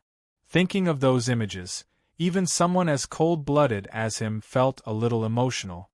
He wished he could join hands with his senior brother. But now he had more important things to do. Even if he finished the deal with Buddha and Haotian, he still had to return to Chang and to do the big sale in the human world. The journey to find the Buddha continued. Ning-Ke and Sang-Sang walked through the vast field at the bottom of the giant sinkhole, but still found no clues. The two became more and more silent. The unknown was unsettling, especially for those who were omniscient. She walked through the wilderness, returned, and climbed the mountain again. She walked back and forth between the numerous temples between the forest cliffs. She meditated in front of the solemn Buddha statues and stood at the edge of the cliff, staring at the sky in a daze. On the west peak, in the main hall of the commandment yard, they stood among the towering old trees, listening to the sound of the board falling heavily on the monks. On the east peak, they stood in the shadow of the cliff rocks, watching the warrior monks stomping on the ground. In the Mahavira hall at the top of the peak, they saw Qin Yen, who was meditating. In the hut behind the hall, they saw a thin old monk who was cooking porridge, and then they saw an ancient bell. The Xiankong temple between the peaks looked so solemn and peaceful, totally different from the world below the peak. Looking at these images, Ning Ke was very puzzled. The Buddhism sect claimed to be merciful. How could they meditate on the peak while the common people suffered under the peak? How could they meditate while sitting on the peak and thinking about the people under the peak? In the Yellow Temple on the cliff platform below the peak, Ning Ke saw an acquaintance. It was Master Huang Yang, who left Chang'an and returned to the Xiankong Temple to ask Buddha again. At that time, Sang Sang was elsewhere, so Huang Yang only saw him. Master Huang Yang was a little surprised. Ning Ke briefly told him what had happened these days, and then the master realized that so many things had happened in the world. He said, "You'd better leave as soon as possible." Ning Ke slightly frowned and asked, "What's wrong with the Xiankong temple?" Master Huang Yang shook his head and said, "I don't know what's wrong, so there should be something." Master Huang Yang was the younger brother of the emperor of the Tang Empire, and his status in the secular world was extremely noble, so he was naturally treated with courtesy in the Xiankong temple. However, these days, the Xiankong temple was still worshipping him, but no monk came to visit him. It gave people a feeling that the Xiankong temple was deliberately isolating him, which made him a little vigilant. The moment he saw Ning Ke, the master knew where the trouble came from. In the wilderness, Sang Sang stomped the chief preaching monk into the solid ground, but the chief preaching monk did not die. It was not surprising that the Xiankong temple knew the news of her and Ning Ke's arrival. Ning Ke was not worried. As the saying goes, with Haotian in one's arms, no one could defeat him. Master Huang Yang knew what he was thinking, but he had a different idea. He untied the string of prayer beads on his wrist and handed it to him. With a solemn expression, he said, "Buddha is merciful, but there are times when thunder strikes." Hearing the words, "Buddha is merciful," in the Xiankong temple, Ning Ke subconsciously felt a little uncomfortable. He walked to the stone steps in front of the temple, pointed to the world under the peak covered by clouds and said, "Is there mercy there?" Master Huang Yang knew that he had been walking in the world under the peak for a long time. He said, "Many years ago, the Buddha established the Buddha kingdom with great wishes and built countless yellow temples among the peaks. He also gathered countless sinful people to farm and graze here to support the monk. He hoped that the monks could be enlightened by the Dharma and wash away their sins." Ning Ke said, "It's all bullshit. Let's not talk about whether the mortals who were captured by the Buddha were really sinful. Even if they were, they had their own laws to deal with them. I'm just a cultivator. How could I be qualified to convict them? Even if those people were really sinful or even 10 generations of evildoers, what sins did their descendants have? Why do we have to live in this God-forsaken place for generations?" Master Huang Yang had Buddha in his heart, so he couldn't agree with Ning Ke's accusation. But he also knew that there was no way to refute it. After a long silence he said, "This life is the most bitter, but the next life may be the happiest." Ning Ke turned around on the stone steps and looked at the Buddha statue in the temple. He said, "No matter how happy the next life is, how can it be equal to countless generations of suffering? The Buddha you worship is really disgusting." Master Huang Yang said, "Maybe it's wrong, but who dares to disobey the rules set by the Buddha?" Ning Ke said, "To cultivate the Buddha you need to meditate. The monks sit among the peaks and enjoy the offerings of those slaves. Can you really meditate? Can you really meditate?" Master Huang Yang said, "Most of the monks in the temple have never been to the foot of the peak in their lives." Ning Ke said, "But they are not fools. They know very well what the world under the peak is like. Besides, the Xiankong temple is also going to enter the human world. Those monk soldiers who go to the human world, or powerhouses like you and Qin Yan, have to pass through the field to get out of the giant sinkhole. How can you ignore those poor people? Master Huangyang said, what you said makes sense. The Xiankong Temple has been passed down for countless years. Naturally, there are really merciful eminent monks. Even if they violate the commandments of the Buddha, they want to make changes. But they all fail. What makes those eminent monks most confused is that when they try to make changes, the people under the peak become at a loss, as if suffering has become the dependence of their lives. Ning Ke said, faith is an addiction. If you want to get rid of it, it's inevitable that you will feel pain at the beginning. But how can you just let it go just because of temporary pain?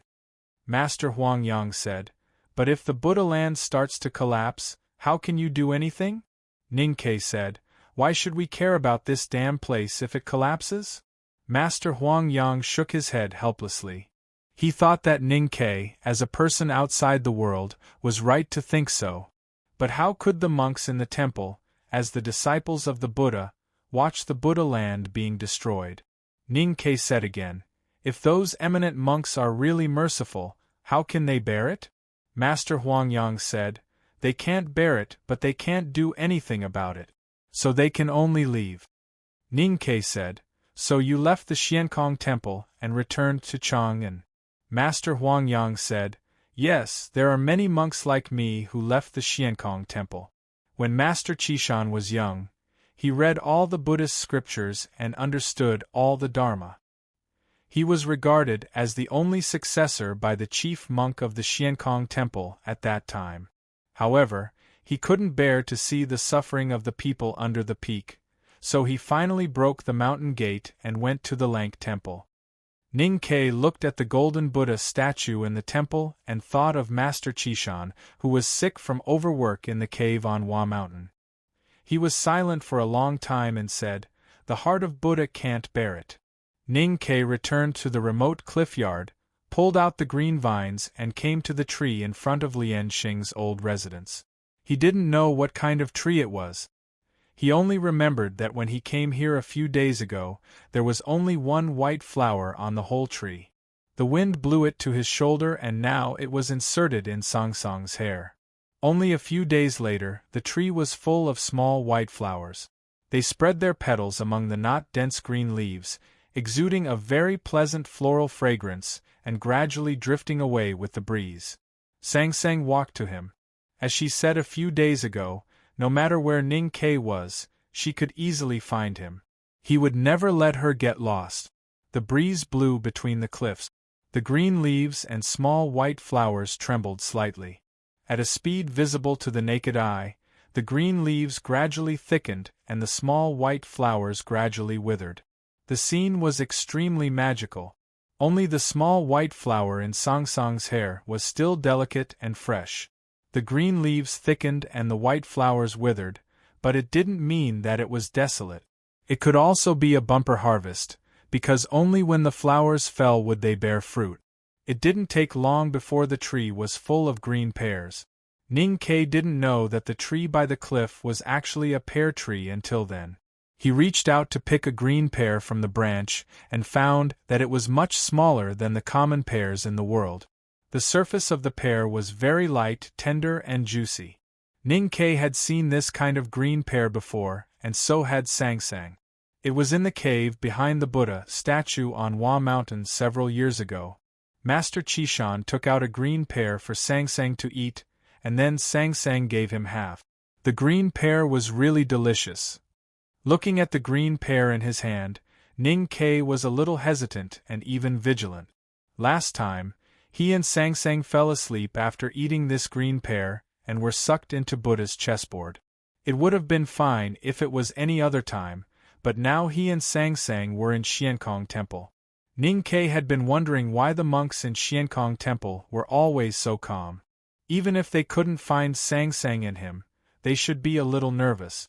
However, countless temples between the peaks were still as usual. Some were chanting, some were meditating, the commandment hall was still punishing the monks, and the warrior monks kept stamping the ground. The morning bell and evening drum were still refreshing. Xiankong Temple was too peaceful now. What were the monks in Xiankong Temple waiting for? Were they waiting for the Dharma that the Buddhism sect emphasized? Were they waiting for the moment when the Dharma came? Where was that moment? Was it on this green pear? Ning Ke looked at the small green pear in his hand and frowned slightly. At this moment, a very melodious bell suddenly came from the peak. Could it clear the mind? Ning Ke didn't think so. When he heard the bell, his heart suddenly tightened, as if it was held by an invisible hand and would be crushed in the next moment. The bell could not clear the mind, but it could only shock the mind. Ning Ke's face instantly turned pale, and he almost crushed the small green pear in his hand in pain. Then, he spat out a mouthful of dark red blood. He didn't know when her hand, which passed through the breeze between the cliffs, had grasped his hand. It was Song Song's hand. A pure and powerful divinity came from her hand and instantly occupied Ning Ke's body and mind. It repaired his broken heart at an unimaginable speed. Ning Ke got rid of the desperate situation and looked at the peak where the bell came from. His clothes were stained with blood, and his face was also stained with blood. There was still lingering fear in his eyes. The melodious bell came from the Grand Buddha's hall of Xiankong Temple, from the ancient bell that he and Sang Sang had seen before. However, he had never thought that the bell would be so terrifying. As his cultivation of the Great Spirit deepened, his body became as strong as steel. Ordinary knives and arrows couldn't even break his skin, let alone his heart, which was wrapped in layers of Great Spirit. However, a bell from Xiankong Temple had shattered his heart and almost killed him.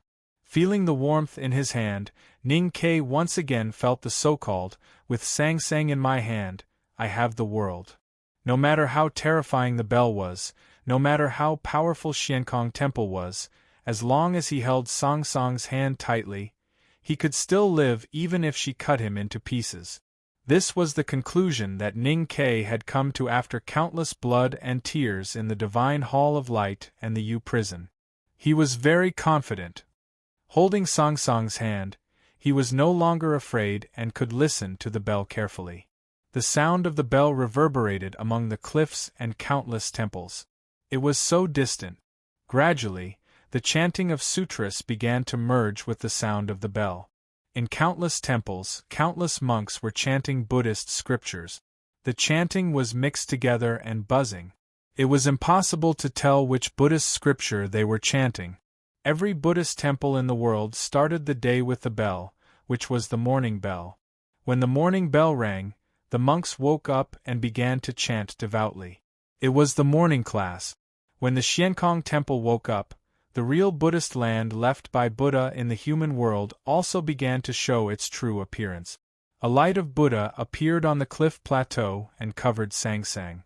Ning Ke looked at this scene and felt cold all over. His heart seemed to stop beating, because he remembered a scene in the back hall of Lank Temple many years ago. This chapter is 4,000 words. There are more chapters today, but I'm a little tired and will write slowly. To be continued. If you like this work, please come to Chidian.com to vote for it. Your support is my greatest motivation. Chapter 947. Many years ago, in the autumn, a ray of Buddha's light penetrated the temple and fell on Sang Sang. That ray of Buddha's light was so merciful and so cold. In the Buddha's light, Song Song's face became paler and her thin body became smaller. She looked at Ning Ke outside the Buddha's light and cried silently. From that moment on, she became the daughter of Yama and suffered endless pain and fear. Then she and Ning Ke began to be hunted by the whole human world. That ray of Buddha's light was undoubtedly the most fundamental turning point in Ning Ke and Song Song's lives. Everything that happened after that actually began from that. How could Ning Ke not remember it? At this time, looking at the Buddha's light on the cliff plateau and Sang Sang in the Buddha's light, he seemed to return to those years. The most painful and cold emotions all poured into his mind. "No!" he cried painfully. The Buddha's light appeared so suddenly that it connected the cliff plateau with the sky. Even Sang Sang couldn't tell whether it came from the sky or from the bottom of the cliff plateau. To be more precise, the Buddha's light connected the cliff plateau with the clouds. Countless layers of clouds floated over the mountain peak and completely covered the real blue sky. Sang Sang looked up at the depths of the Buddha's light with her hands behind her back. She looked calm. Her face was extremely pale, and now it was as white as snow under the bright light. Since she had to put her hands behind her back, she naturally didn't continue to hold Ning Kei's hand. Because even she couldn't be too distracted in the face of the Buddha's light. However, at this moment, she heard Ning Kei's painful cry behind her. Even the Buddha's light didn't make her frown, but Ning Kei's voice made her frown slightly. She turned to look at Ning Kei and asked, "Don't what?" Ning Kei was affected by the Buddha's light and was vomiting blood in pain. Because he was worried about her safety, his face became extremely pale. He didn't expect that things would develop completely differently from what he had imagined. He looked at Sang Sang in the Buddha's light and didn't know what to say. Sang Sang didn't cry, vomit blood, fear, or call his name. Sang Sang was not as thin and pitiful as she used to be. Her figure was so tall that even the Buddha's light couldn't overshadow her. Only then did he remember that Sang Sang had grown up. She was now the omnipotent and omniscient Haotian. She was no longer the little handmaiden who could not leave him. She no longer needed his protection. On the contrary, she began to protect him. "It's nothing," Ning Kei said with a smile. Then, he realized that he really didn't know what to say, so he vomited another mouthful of blood. Sang Sang was a little annoyed, thinking that humans were really troublesome creatures. One moment he was frightened, the next moment he was smiling. She actually couldn't figure out what was going on in his mind. Looking at the blood overflowing from the corner of Ning Kei's mouth, she thought she understood what he meant. With Ning Kei's state, without her holding his hand, he was naturally in great pain under the coercion of the Buddha's light. He said no, which meant he didn't want her to let go of his hand. As for what he said after that, it was naturally the boring pride of a male animal. "I'm busy," Sang Sang asked him. "Don't you know how to hold an umbrella?" In the past, it was she who vomited blood, but now it was his turn. Ning Kei was immersed in the sentimental mood brought by this change. Hearing this, he came to himself and hurriedly took out the big black umbrella and opened it. Since that autumn in Lank Temple, the big black umbrella had been tortured over these years and had long been tattered. Ning Kei took an old cloth from the jade tree and mended it, but it still looked extremely ugly. It was like a beggar's clothes with countless patches. Because it hadn't been washed for many years, it was full of black mud and didn't have the beautiful feeling of a blooming black lotus. Ning Kei didn't care. When he found that the black umbrella could really block the Buddha's light, he was very happy. He followed Sang Sang's gaze and looked into the depths of the Buddha's light, trying to find out where the enemy was. He was in a good mood, so was Sang Sang. Xiankong Temple finally responded. Instead of being afraid, she was very expectant. As long as there was a change, it would be good. The clue of Buddha's whereabouts might be in it. However, the next change was somewhat beyond their expectations. The sound of sutra echoing between the cliffs gradually became orderly. The loud and distant bell didn't cover the sound of sutra. It was more like the wind in a bellows, helping the sound of sutra to become louder and louder. With the change of the bell and the sound of sutra, the Buddha's light on the cliff yard also changed. The light became clearer and quieter, and the Buddha's power contained in it became more and more terrifying. Sang Sang still stood in the Buddha's light with her hands behind her back, looking calm and composed. Ning Kei's hand holding the handle of the umbrella trembled slightly. It became more and more difficult. He hurriedly stuffed the green pear into his sleeve and held the umbrella handle with both hands to barely support himself. At the peak, behind the grand hall of Xiankong Temple, there was no monk beside the ancient bell, but it swayed in the wind. The bell resounded through the entire giant peak and the field under the peak until it reached the cliff far away and then was knocked back. It kept repeating, making people intoxicated. On the stone steps in front of the grand hall, dozens of monks sat cross-legged. They put their palms together and closed their eyes to meditate. They kept chanting along with the rhythm of the bell, as if they were singing. Qin Yin sat at the forefront. He was a powerhouse of the Buddhism sect who had been practicing silent meditation for many years. Today, he read countless times more words than he had said in the past 10 years. The sound of sutra contained infinite power. The other dozens of monks were extremely old. Their white eyebrows seemed to hang down to their chests, and their palms put together were more wrinkled than the oldest tree's bark. It was obvious that they were elders in the Xiankong temple. There were also people chanting in the grand hall. Master Chi Mei, who was seriously injured by eldest brother in front of the Pamir Mountains, knelt in the most pious posture in front of the Buddha statue and kept chanting. The back of his head was seriously deformed, so the sutra he chanted was a little vague. However, when he walked out of the hall, it became extremely clear. In several yellow temples in the East Peak and West Peak, hundreds of monks in red cassocks sat cross-legged on the cliff platform. They put their palms together and looked determined. They kept chanting. In dozens of temples in the mist on the mountainside, thousands of monks in gray cassocks sat cross-legged in the meditation room. They put their palms together and looked nervous. They kept chanting. In hundreds of dark temples at the foot of the mountain, countless monks in colorful cassocks sat cross-legged in front of the Buddha statue. They put their palms together and looked confused. They kept chanting. In the vast field at the bottom of the giant pit, millions of people knelt in the direction of the Xiankong temple.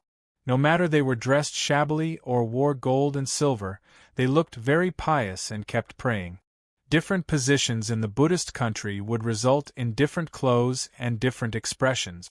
The strong practitioners of the Buddhist sect didn't need to sit in front of the Buddha statue, while the ordinary monks needed to rely on the Buddha to boost their courage. The strong ones looked calm, the strong ones looked determined, the weak ones looked nervous, and the confused monks didn't even know what was happening. The pious believers in the field also didn't know what was going on. However, their faith was the strongest. They didn't learn the sutra, but the effect of praying was the strongest.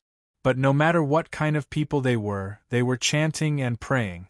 Bells, sutra sounds, and prayers were everywhere in the Buddha kingdom. The clouds were calm and many traces gradually appeared. That was the shadow of the sutra in the clouds. The real sutra was in the air. Thousands of temple-sized characters glowed with a faint golden light. They floated over the heads of the herdsmen, the real temples, and the green trees on the cliffs. They kept arranging and combining in the sky.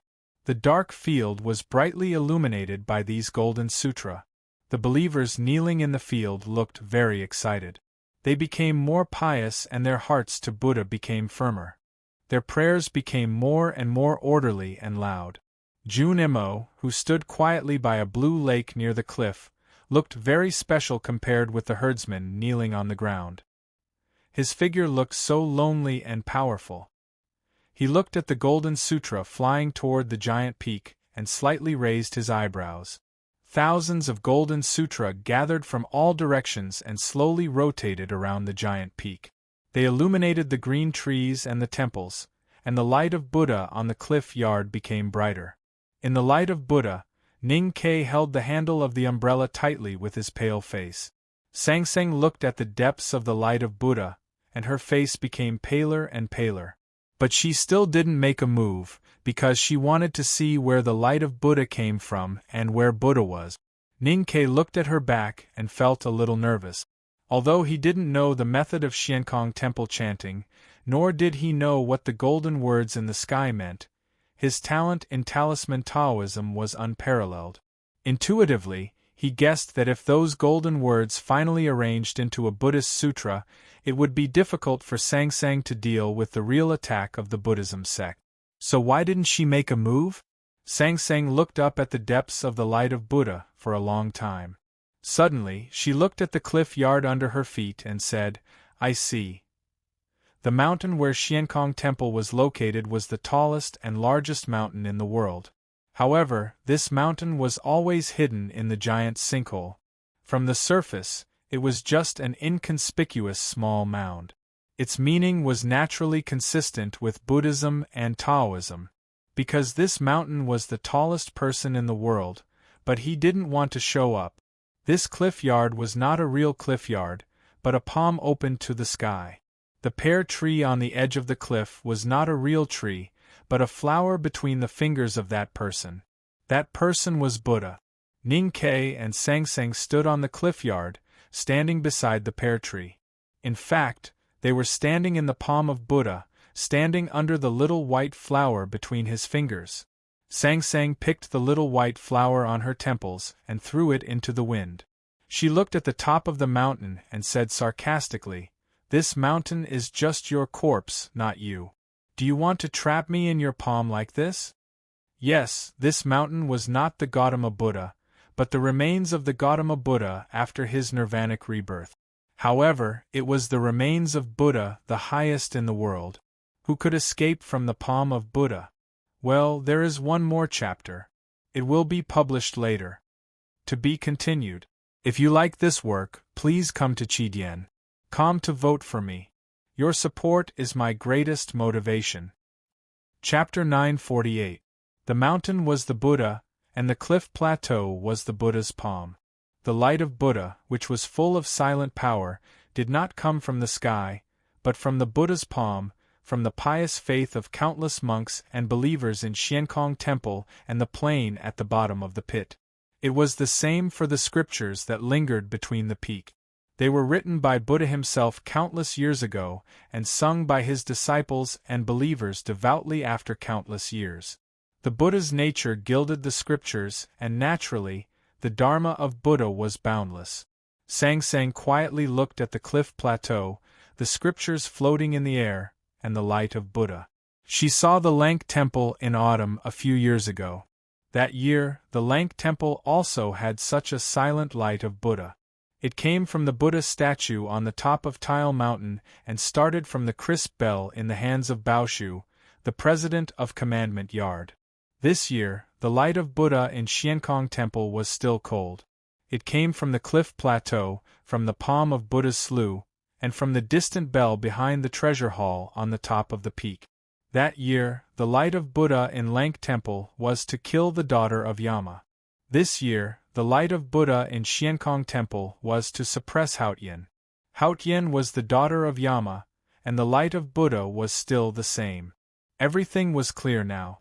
For the headmaster of academy, Haotian set up a trap for 1,000 years. Before that, Buddha had read the Ming hand scroll of the tomes of arcane and written note. He knew what would happen in the future and predicted that a bright moon would appear when the night came. However, he did not say that Haotian would come to the human world and become weaker and weaker. Therefore, Buddha also set up a trap. He left many celestial devices in the human world, such as the Yulan bell, the chessboard, and the light of Buddha to suppress the entrance to the underworld. However, how could Buddha not know that the underworld did not exist? From the beginning to the end, Buddha wanted to kill her. Buddha wanted to destroy Haotian. The Yulan bell was crushed into scrap iron by Jun Mo, and the Buddha statue on the top of Tile Mountain was chopped into pieces by Jun Mo.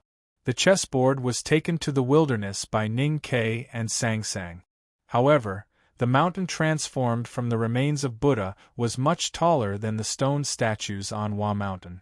The bell of Xiankong Temple was much louder than the Yulan bell, and the light of Buddha was also much stronger. Sang Sang saw through everything. She and Ning Ke were telepathic, so Ning Ke naturally knew all the causes and effect. Only then did he know that the mountain where Xiankong Temple was located was actually the body of Buddha. He was shocked. No one could not be shocked at this moment. His face was pale, not only because he was too shocked, but also because the golden characters flying around the mountain peak had gradually found their order and were about to form a complete scripture. Each character was as big as a temple, and thousands of characters were a huge scripture. The golden scripture floated in the sky above Xiankong Temple, and even covered the clouds. With a clang, Ning Ke held the hilt of the cutlass. The iron cutlass was half out of the sheath, and the cold light was threatening. Just as he was about to attack, Sang Sang waved her sleeves. His green robe, which was covered in flowers, sparkled in the endless Buddhist light, like the most noble imperial robe. She was the king of this world. She waved her sleeves to the sky, and a gust of wind roared like a dragon, passing through the dense forests and temples between the peaks, and chopping down countless monks off the cliff. The wind came to the Mahavira Hall at the top of the peak. The ancient bell shook slightly, and the bell sounds were slightly chaotic. Grass was flying on the stone step. Qin Yen and the other old monks closed their eyes and were not afraid of being blinded. However, their Zen hearts were gradually becoming restless and confused, and blood seeped out of their mouths and noses. At this moment, Chi Mei, who was in front of the Buddha statue in the hall, changed from kneeling to sitting. His expression was firm and determined.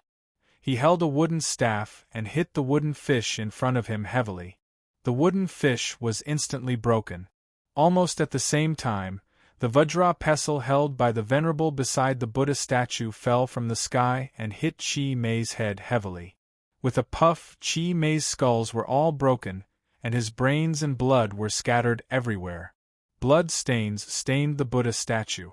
The Mahavira Hall, which was shaking in the gust of wind, suddenly stabilized and became one with the peak.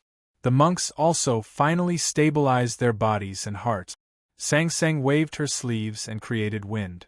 It was the wind of heaven, so it would not be annihilated. It floated up from the top of the peak and instantly came to the scripture composed of thousands of words in the sky. The clouds in the sky were chaotic, and the golden words under the clouds were scattered everywhere. In the golden light, the edges of the scripture that was about to take shape were messed up, and it was difficult to understand the content. Sang Sang broke the scripture left by the Buddha by waving her sleeves, but her expression became solemn. Because she had a better understanding of the surrounding environment in the moment she waved her sleeves. She was puzzled to find that she actually could not take Ning Ke away from the cliff plateau. The power of the Prohibition Cliff Plateau was not the rule, nor was it an ordinary cultivation method. Cultivation was still within the rule. Even the small world above the 5 states was still in the world of Haotian. In that case, even if she was much weaker after coming to the human world, she could still break the 3,000 worlds with a single thought. At this time, they were trapped in a macro world. How could there be a real macro world in the world of Haotian? The Buddha turned his body into a mountain. There were countless temples on the mountain, and countless believers at the foot of the mountain. The mountain originally had no consciousness, no spirit, and no life. But for countless years, the temples on the mountain were filled with incense, the monks kept chanting, and the believers in the wilderness worshipped. Finally, the Buddha nature was cultivated. The Buddha nature was the consciousness of the monks and believers. After countless years, countless people, countless consciousnesses, and countless lives, the world finally became a Buddha land. The real Buddha land was the real world, the big world of the Nirvana. This world was located in the far west of the human world, so it was called the Western Nirvana. Even if she was in the Western Nirvana and could not leave easily, Sang Sang did not care. She was Haotian, and even if she fought with millions or even more Buddhism believers, she would not lose. However, she had been in the human world for a long time, and the power of the human world that the headmaster poured into her body was constantly weakening her. If she wanted to break the Western Nirvana, she would have to pay a great price. If the Western Nirvana was destroyed, there was still Chang'an City, the Academy, and the God-stunning array in the human world. Then how could she, who was extremely weak, do? So she hesitated. Ning Ke did not know why she hesitated. The current situation was very bad. The Buddhist scripture that was blown away by the wind did not disappear, and the scattered parts fell to the cliff plateau. Those golden, Monastery-sized characters gradually became smaller as they floated down to the plateau. Eventually, they turned into petal-like existences that exuded a strange fragrance. In the Buddha land there were heavenly maids scattering flowers, which was very beautiful. Ning Kei's expression was very solemn. The petals changed from the scripture fell on the surface of the big black umbrella, and each petal was as heavy as a giant stone. The light of Buddha was already very powerful. Countless petals fell on the surface of the big black umbrella, which was even more unbearable for human beings. In an instant, he felt that his arm was about to break. Ning Kei inserted the handle of the umbrella into the cliff plateau, believing that since the mountain was the body of Buddha, it must be able to withstand it.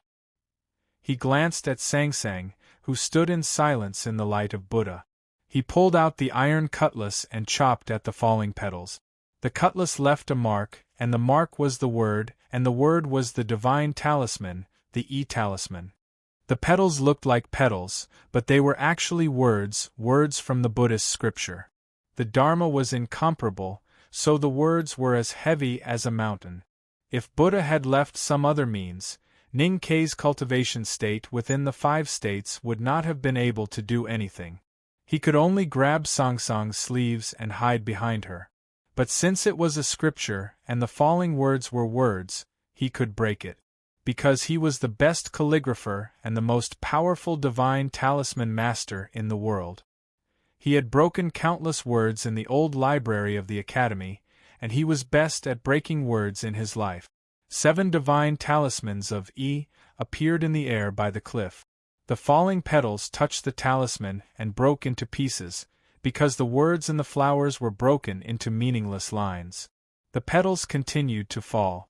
Thousands of words were thousands of flowers, like the spring rain, and it did not stop for a long time. The 7 divine talismans of E fought against the power of Buddha, but they did not last long and disappeared. Looking at the scripture that was still half broken in the air, the words that kept falling from the slightly messy scripture, and the petals that were near him, Ning Kei was not afraid at all. He waved his blade again. This time, he did not break words, but wrote a word in the sky. He wrote it very casually, and even he did not know what it was. Even if Buddha could know for 500 years after his death, he could not guess it. The strokes of the iron cutlass on the scripture were more like graffiti. No matter how simple the scripture was, as long as a naughty boy scribbled on it, even the most knowledgeable monk could not understand the meaning of it. The scripture in the Buddhist land was broken by Ning Kei's random chopping. He was a monster cultivated by the headmaster of Academy and Yensei. He did not belong to the world of Haotian or the world of Buddha. The last place he wanted to stay was the Western Nirvana. Using words to deal with Ning Kei was like cutting fish in front of the headmaster of Academy or selling hot and sour noodle slice soup in front of Lin 47th Street. He sheathed his cutlass and looked at Sang, saying, "Why don't you do it?" Sang did not respond to him, thinking about something. Ning Kei shook off the petals on the big black umbrella and put them on her head to block the light of Buddha for her. Sang frowned slightly and said, "You can't do anything to me with these tricks." Ning Kei said, "Look at your pale face. Why do you have to be brave?" Sang said, "I am strong. Why do I have to be brave?" Ning Kei thought that Haotian cared too much about his face and still had to be brave at this time. He put the handle of the umbrella into her hand, looked at the peak and shouted, "Let's give up. Can we stop fighting?" Sang frowned again and was a little unhappy. Ning Kei said seriously, "Look at me. I never know what face is." Xiankong Temple knew that Haotian would not give up, so he would not either. What answered Ning Kei was the sound of bells all over the mountain and cliffs, endless solemn chanting, and a voice. "Since we are fighting with heaven, why should the Academy stand on heaven's side?" This voice was quiet and majestic. If one listened carefully, it could only be described as magnificent. And what it asked was the most fundamental question, which was difficult for anyone to answer. Hearing this, Ning Kei laughed happily. Chief Monk, you should still be buried in the ground now, but you are still so energetic. It is really admirable. It was not difficult to write 5 chapters yesterday.